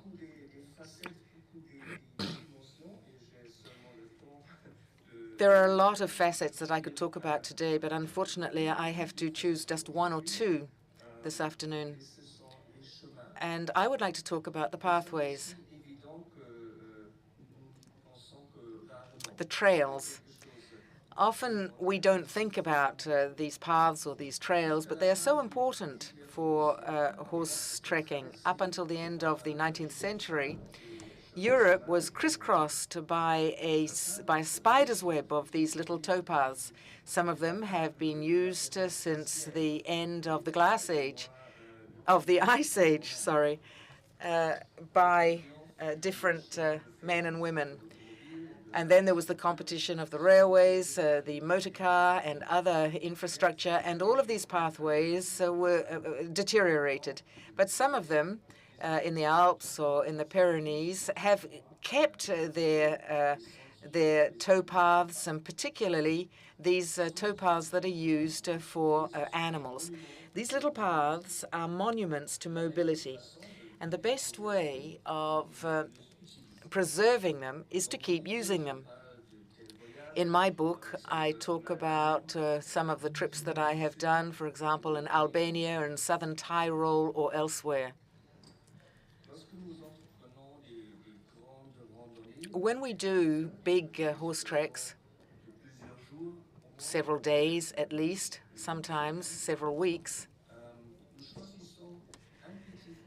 we are very attentive to the trails that we choose to follow, not just because of tradition, except for some of them that are classical, such as the Cherchart path, but because they are much more agreeable for the horse's hooves, but also for our backsides. And I hope that that is the right term to use in the right place this afternoon. It's the most important part of our bodies, after all. But it's also the most agreeable for our eyes and for our ears. Yes, of course, you can also wander over asphalt, and sometimes you can't avoid having to use certain asphalt roads during your horse treks. But for the ears, the asphalt is a torture. However, if you are riding over an earthen trail that is a very variable, elastic, and dynamic sound, even on paving stones, the sound of hooves is completely different. On asphalt, it is nothing but sound, noise. It is noise. Whereas on paving stones, it's music. It's like a percussionist. And it is for these acoustic and rhythmic qualities that we appreciate horse treks.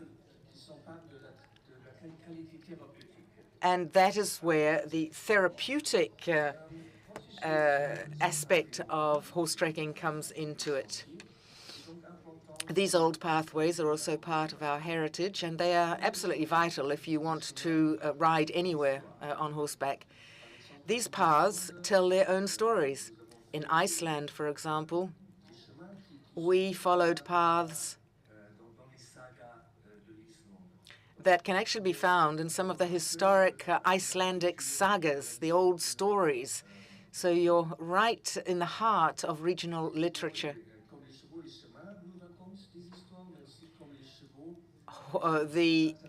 As like horses, these paths tell us stories, but the paths are also extremely international because they are far older than all nations and all borders. A pathway is the opposite of a frontier.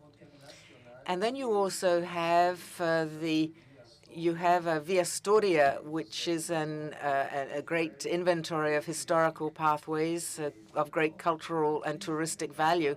And in Austria at the moment, we are beginning to launch a very similar project. Over the last few years, at the same time, more and more of these long-distance horse trails have actually been mapped out. We've talked about the D'Artagnan pathway. There is another big one from Lübeck to Szczecin, or some of the towering peaks of the Balkans,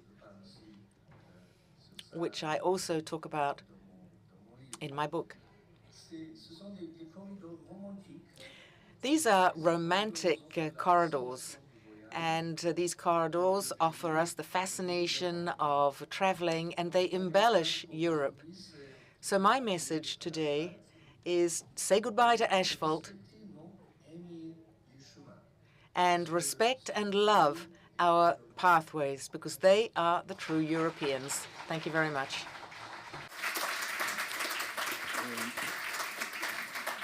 Voilà le livre de. And here's Stéphane's book, published in French. All of the information on the cover. And as you can see, he is a poet at heart. He also published a big book in Germany and in German, a novel on the Przylewski horse, the prehistoric horse.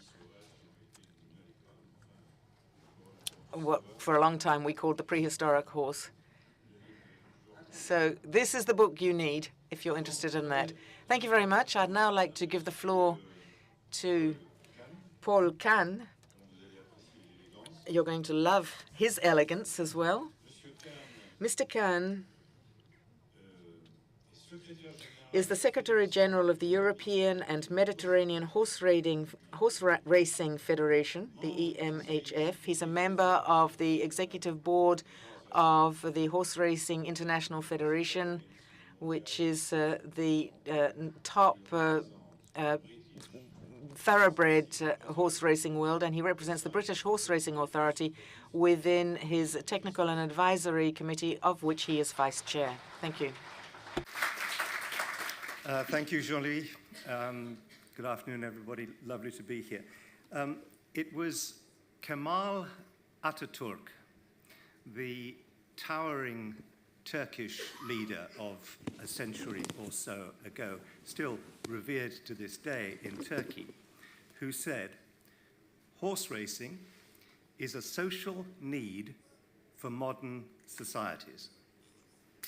A social need. So that's quite a claim. And I want to explore why he might have said that and why he might actually have been right. There's something almost primal, isn't there, about the concept of racing horses. Humans have been testing whether my horse is faster than your horse for millennia. There's evidence of horse racing in what is now Kazakhstan, dating back to 4000 BC.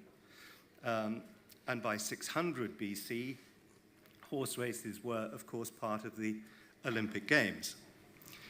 Today, racing is big business, partly because it is, I think, the most professionalized of the equine endeavors. The trainers are professionals, so are the jockeys' agents, the stable staff, and so on. And partly because of the unique link to betting.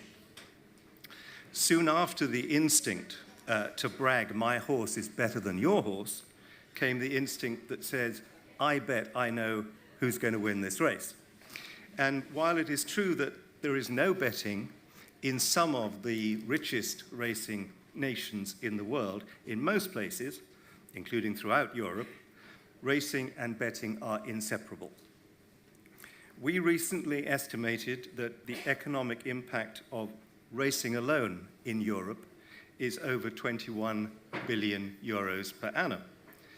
Now, the received wisdom is that it takes perhaps between 5 and 7 horses to generate each full-time job.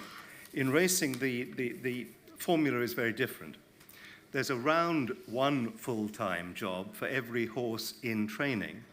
And when you take into account all the indirect and associated employment, like the betting, this rises in some countries to about 4 or 5 jobs for every horse in training. But if we just concentrate on the numbers, I think we miss the real significance of racing culturally, the real reason why Atatürk called it a social need.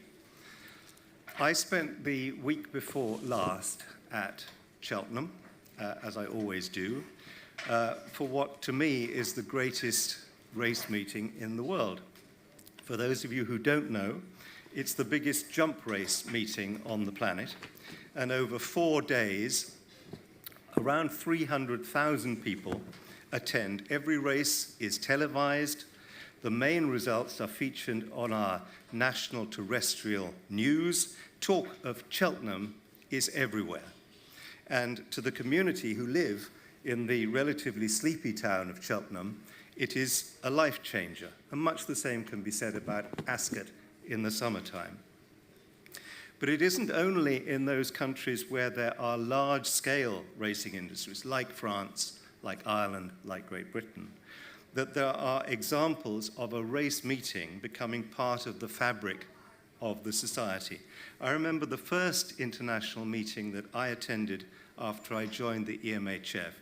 It was in Belgium, which doesn't have a great deal of racing, at a pristine little Flemish town called Wergem. They have racing just 1 day a year, when they ran the biggest jump race in Belgium, the Grand Steeplechase of Flanders. And around midday, bollards were set up on every access road into the town. All the shops shut. The whole town closes for business because everybody is at the races. But I think the cultural significance of racing goes deeper than this. I believe it is a unifying endeavor which transcends religious and cultural differences, And it's a symbol of normalcy. I want to give you 2 examples of what I mean. The first is from Lebanon. Lebanon's a country of great religious diversity. There are 18 recognized religious groups, each with their own family law legislation and set of religious courts. Since independence, 1943, the National Pact guarantees that all these groups have representation in the corridors of power. But for 15 years between 1975 and 1990, the country was racked by civil war. And a green line developed in Beirut, the capital, separating the Christian East from the Muslim West. And smack bang on that green line was the racecourse. 2 years into the war, it was decided to re-establish racing. 12,000 people defiantly turned up, and from then, for several years, rather than the course becoming a no-go area, as you might have expected, it actually became the only place where people from opposite sides of the green line could meet each other, united in their love of the sport. And it became a symbol of national unity and of peaceful Christian-Muslim coexistence. There's a wonderful short film, you can see it on YouTube, it's German-made, which describes this very well. It's called Stories from No Man's Land. At one point, there's the story of a former fighter who was ordered by his boss near the start of the war to plant a bomb on the racetrack. So he went to check the place out. He'd never been racing before. And he says, suddenly, everyone got up, Muslims and Christians together, and started waving their arms around. And then they sat down. I was troubled, he said. All I saw were simple people. Muslims and Christians joined together. He refused to carry out that mission, and the bomb was never planted on the racetrack. And for several years, racing continued for most of the time. And at the president's request, race meetings took place during the worst of the Civil War fighting. And when they were on, the shooting would subside, only to start up again once the spectators had gone home. Extraordinarily, there was never any trouble at the track, and the course was even used as a venue for peace talks. In 1982, the Israeli invasion destroyed the stands, but they were rebuilt in the 90s, just after the war. But just because the war was over, it didn't mean that the threats to the racetrack were over. The civil authorities wanted to capitalize on its prime location in the middle of Beirut and use it for a new presidential palace. But there was a concerted and spirited campaign to save the track, which attracted great public support. The French were instrumental in saving it. Even Jacques Chirac got involved, doubtless because he appreciated the symbolic and healing properties of horse racing. And my last example is Libya. You'll remember how Libya descended into turmoil and civil war after Gaddafi's overthrow. However, despite the chaos and the conflict, horse racing has staged a remarkable recovery in that country. Seemingly at the very first opportunity, races were being organized again and were attracting big crowds. And remarkably, Libya is this year going to stage one of the most valuable races in Europe. The Libya World Cup is due to be run in Tripoli in December, and it'll be worth nearly €1 million, financed through government support. And I firmly believe that the reason is that racing is a symbol of normalcy and is seen to be by enlightened administrations. I liken it sometimes to the desert flowers, which after years of inactivity at the first drop of rain come into bloom again. And I really hope that when the horrors that are going on in Ukraine are behind us, that horse racing in that country will start up again. I hope so because, as Ataturk said, horse racing is a social need. Thank you.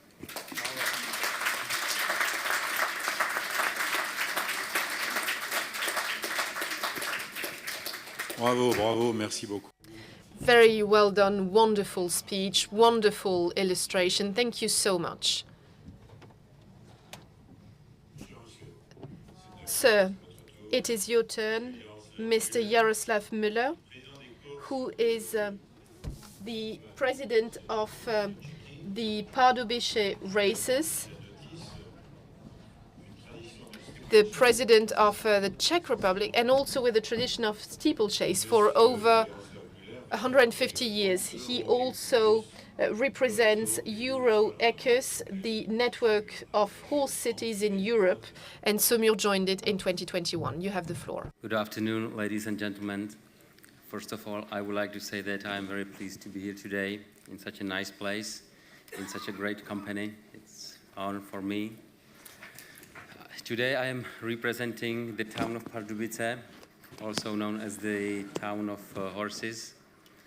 I'm also representing the race course in Pardubice. That's the place where the great steeplechase named Velká Pardubická is held since 1874, which is also a nice event to visit. What I would like to say, today we heard very interesting and sophisticated presentations from my colleagues. We heard a lot about the different kind of horse breeds, different type of horses, veterinary rules, economy, legislature, and other. For me, the most important thing in the 21st century is the horse welfare.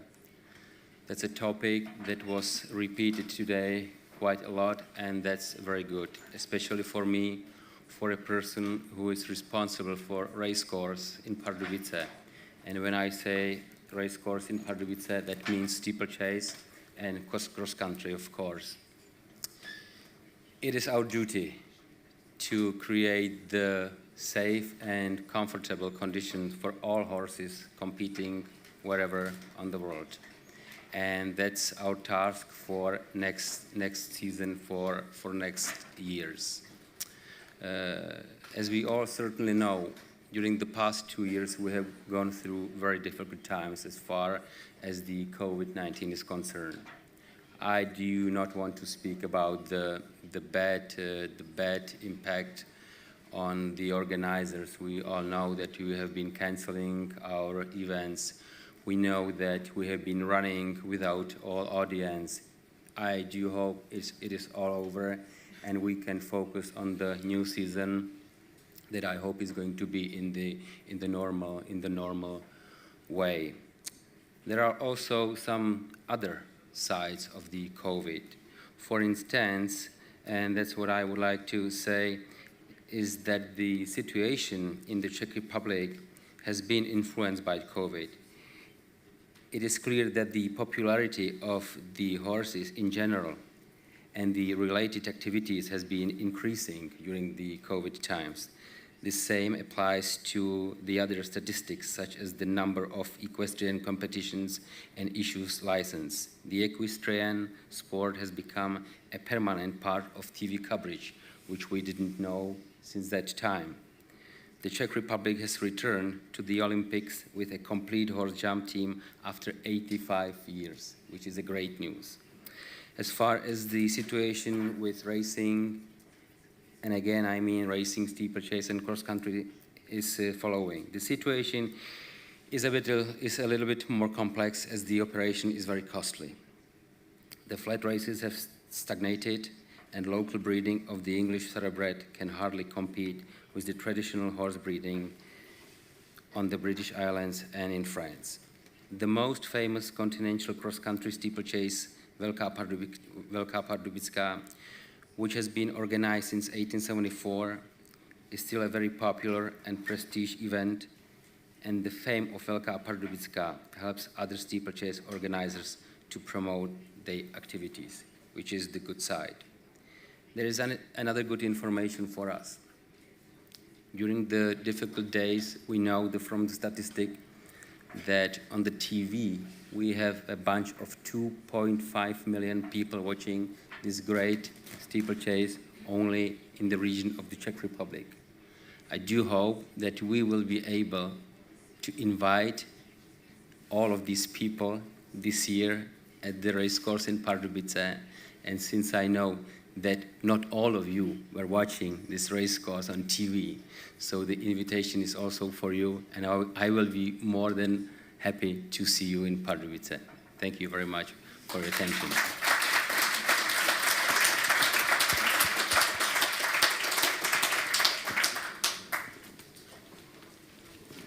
Merci beaucoup.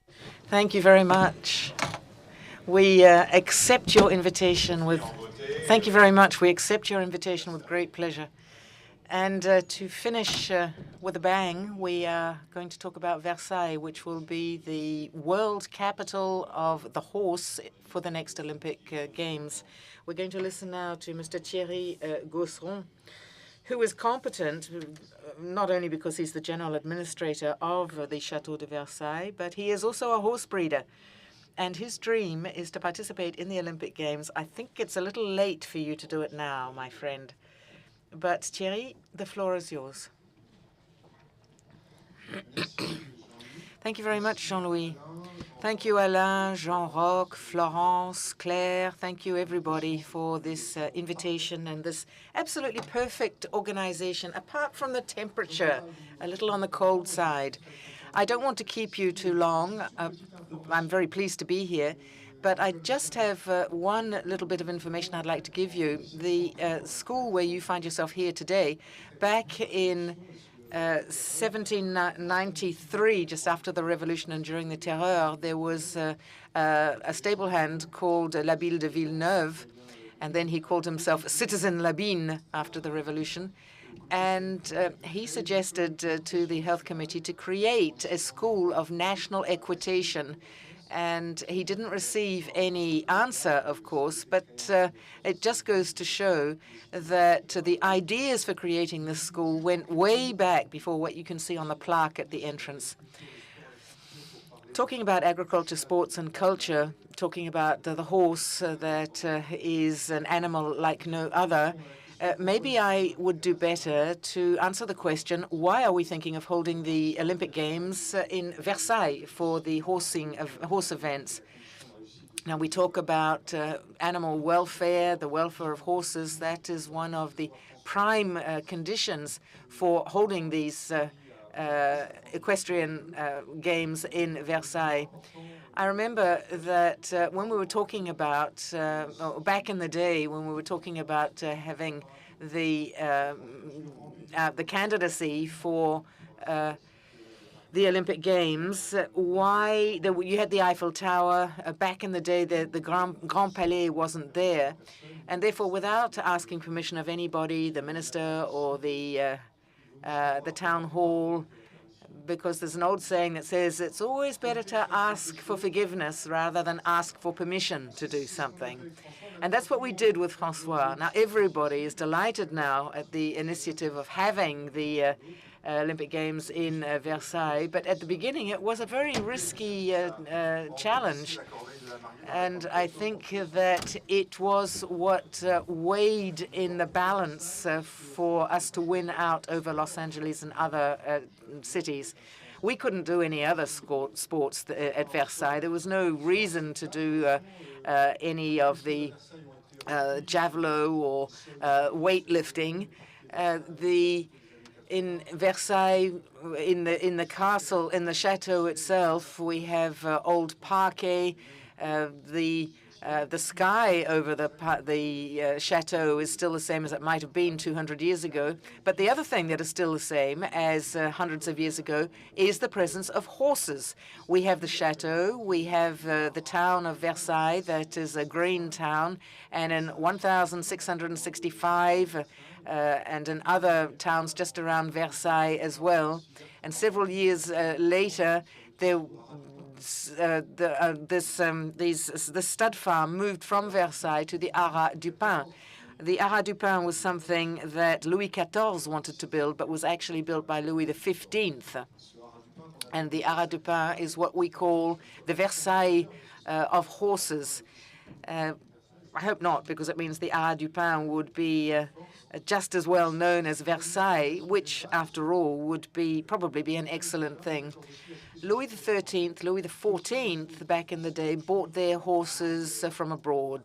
Two-thirds of them were Arabians, they were Barbs, they were Turkish horses, and they had to import broodmares to actually have the right mounts for hunting, for war, for education, for hacking.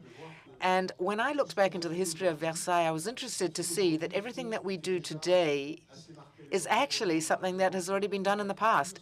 We have reinvented permaculture, which was the way that plants were actually protected hundreds of years ago. And the same thing goes for horses. When you look at all of the big equestrian treaties, there is always part of these treaties that talks about taking care of the horse. They didn't call it welfare back then. They talked about taking care of the horses. In one of these treaties, it was actually said that to be a good groom or to be a good breeder, you have to be in love with horses. Now, there's nothing rational about that. It's not an essential criterion in the horsemanship traditions, but there has always been, over centuries, this idea of having to love the horse if you wanted to work with the horse. In Versailles, there are lots of other things as well. We have managed to reintroduce the horse into Versailles. Of course, you can see it in all of the artworks, all of the paintings. It would be very difficult to have a president of the Republic painted on horseback these days, but in the past, it was absolutely natural. In a lot of the paintings that you can see here in the Cadre Noir, you can see them as well without stirrups, because without stirrups, it was considered to be more noble. And war horses were often shown, and you have the best well-known painting, that of Mignard, the Battle of Maastricht. I think that this is one of the most beautiful horse paintings where you have a true osmosis between man and the animal. There's always been this relationship with the animal. So we have tried to bring the horse back into Versailles, not just in paintings and in sculptures, but actually in real life. We have Bartaba. You've probably heard of the entertainment, the shows that Bartabas puts on in Versailles. We also have carriage rides. 260,000 people take a carriage ride in Versailles every year. And I think that this is wonderful for them all. So there are lots of things that go on at Versailles that have to do with a horse up until the 2024 Olympic Games, where we will be holding the equestrian events.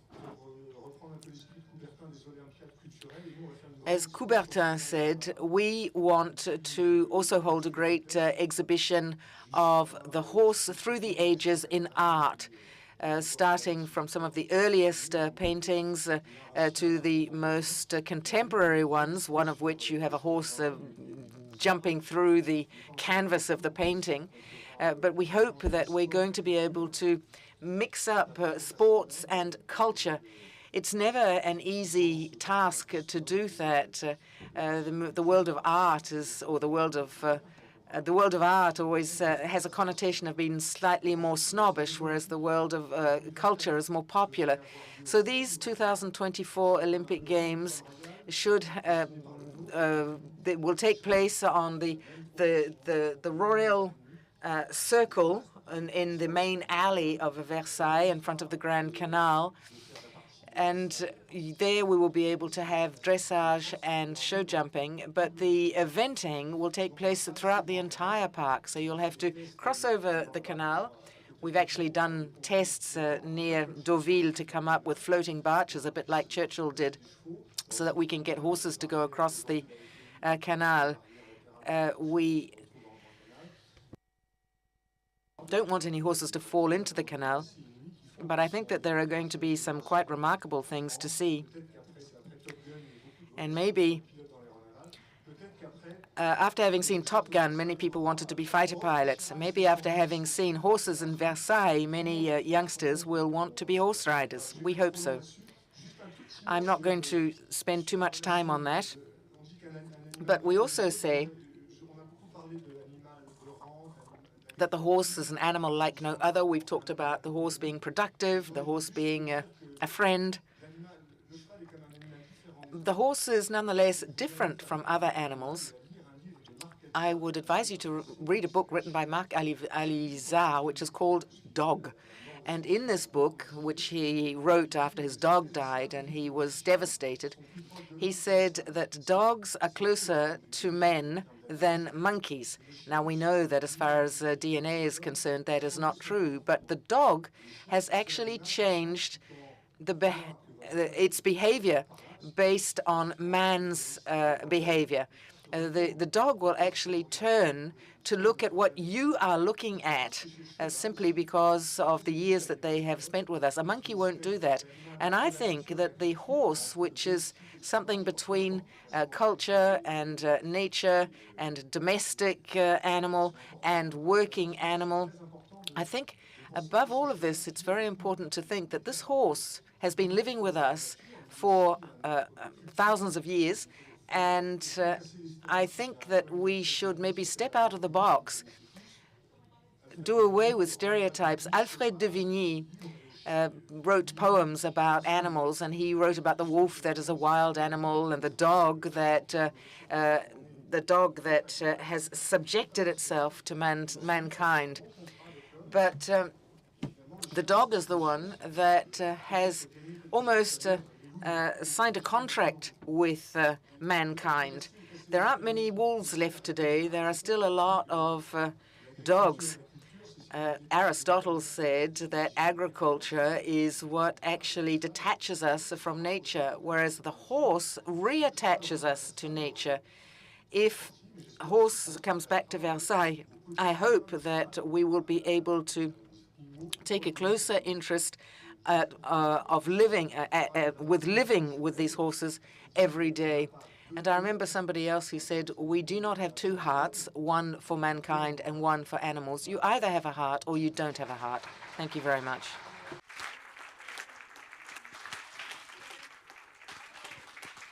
Oui, je vous avais bien dit qu'on finirait en apothéose. I told you we would finish off with a bang. Do we have any time for questions, or are we really very late? Mr. Lucas.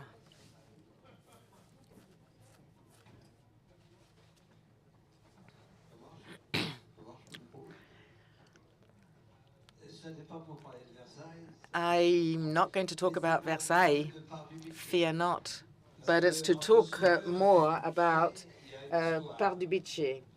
Because between Saumur and Pardubice, there is a story. There is a Frenchman who won in Pardubice in 1948 riding Rayon de Lune, and he was called Captain Maurice Buret, and he worked here at the Cadre Noir, and he also won a gold medal, a team gold medal in the London Olympic Games.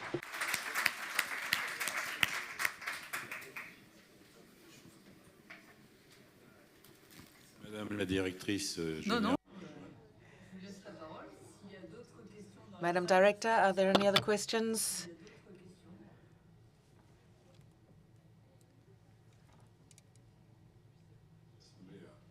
No.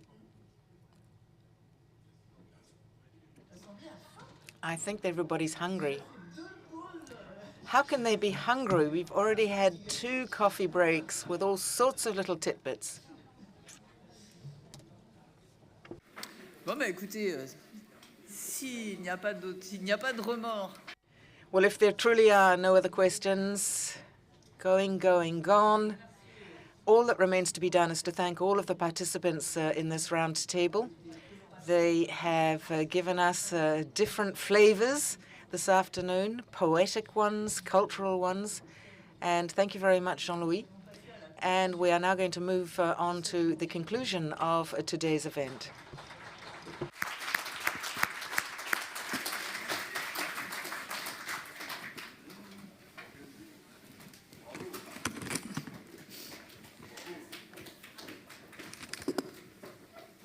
Alors, c'est Mark Venton qui devait... Mark Venton was meant to be concluding today, but as you've understood, he is not here for an excellent reason. So I'm going to call on Florence Grasse, Paul Kahn, and Rolly Owers, please.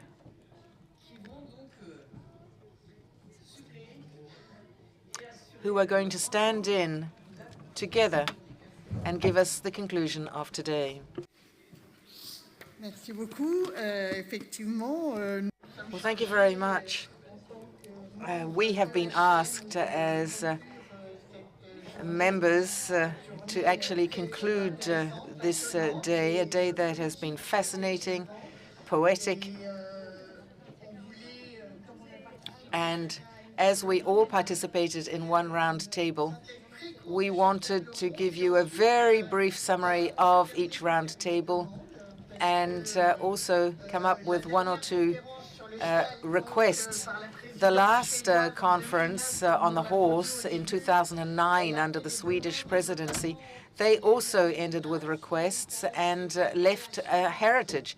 And the heritage was the creation of the European Horse Network. And it was an attempt to work together and coordinate things on a European level. I think we have done a lot towards that since 2009. So are we ready today to commit to something else, to something that could be a next step, to something that is concrete under the French presidency and thanks to this conference? I think we need to leave some type of heritage in the wake of each conference. So I will give the floor now to Rolly Owers for the conclusion of the first roundtable, please, and then we'll have the others.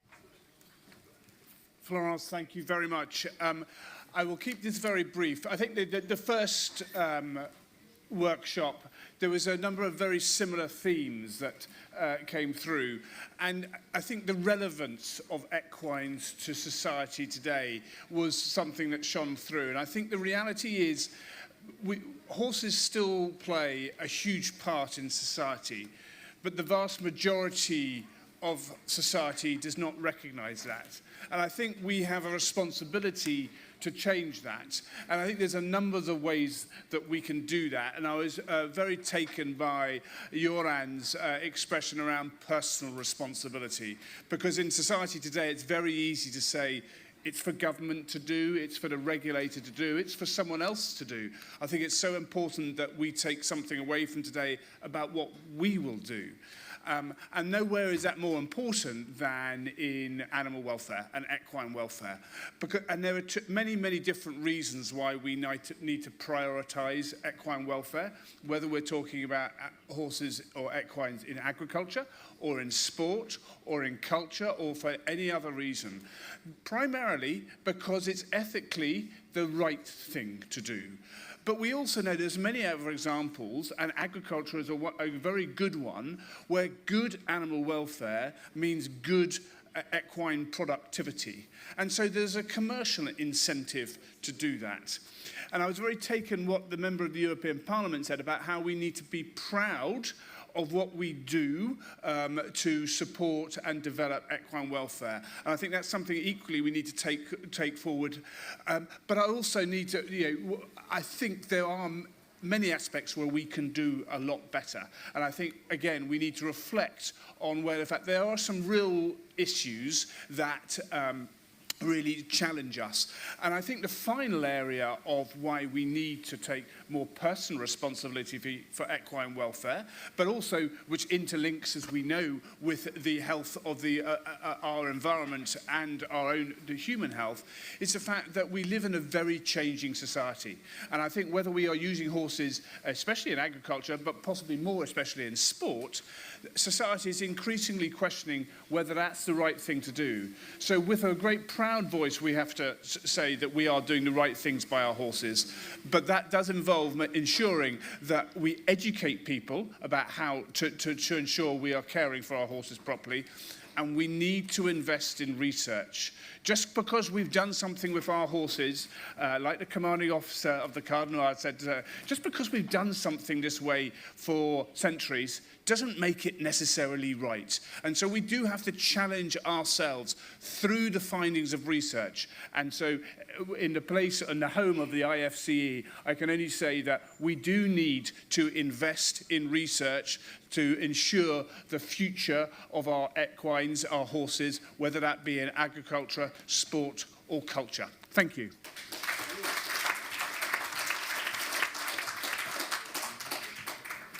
Merci. Thank you very much. So roundtable number 2 on the social integration, employment and development, rural development.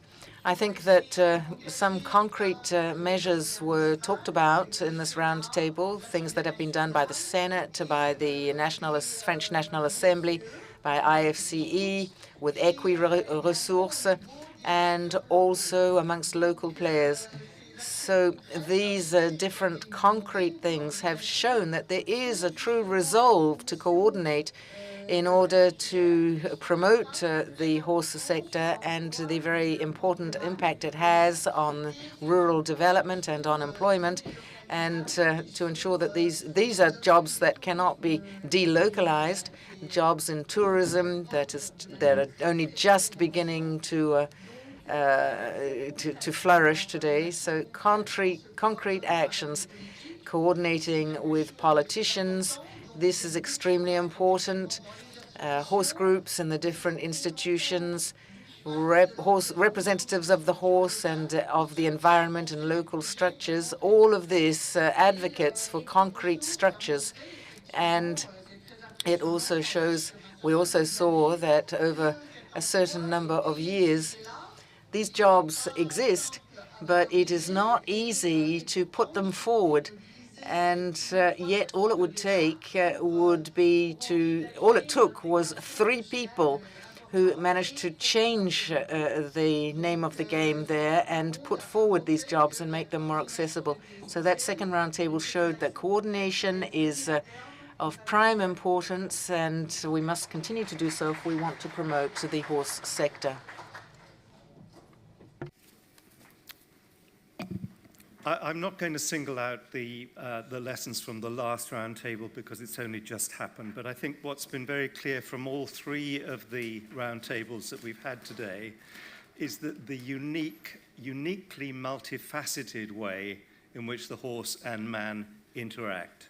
I don't think we could have had this conference on any other animal other than the horse, but I think maybe the very fact that it is so many different things to so many different people makes it, and therefore it makes it so difficult to pigeonhole.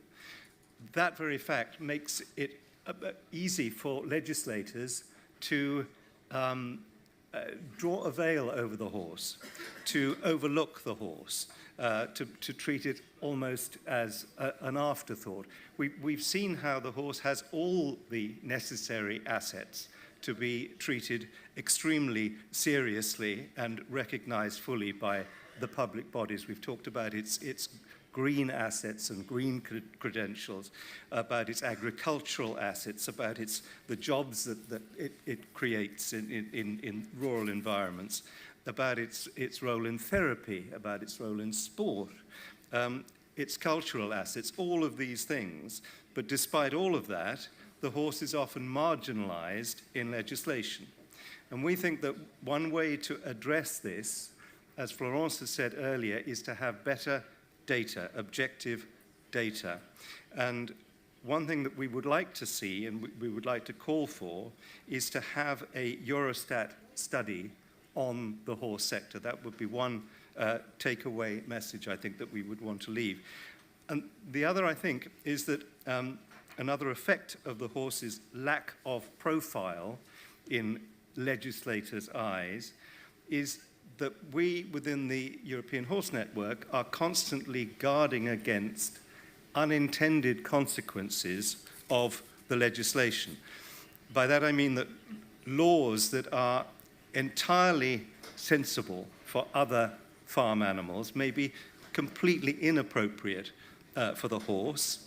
So please recognize the specificity of the horse. And laws that may be entirely appropriate for some horses in some situations, for example, to do with transport to slaughter, may be entirely inappropriate for other horses in other situations, for example, competing in top sports events or horse races. So please also recognize the intra-species diversity of this extraordinary animal, the horse.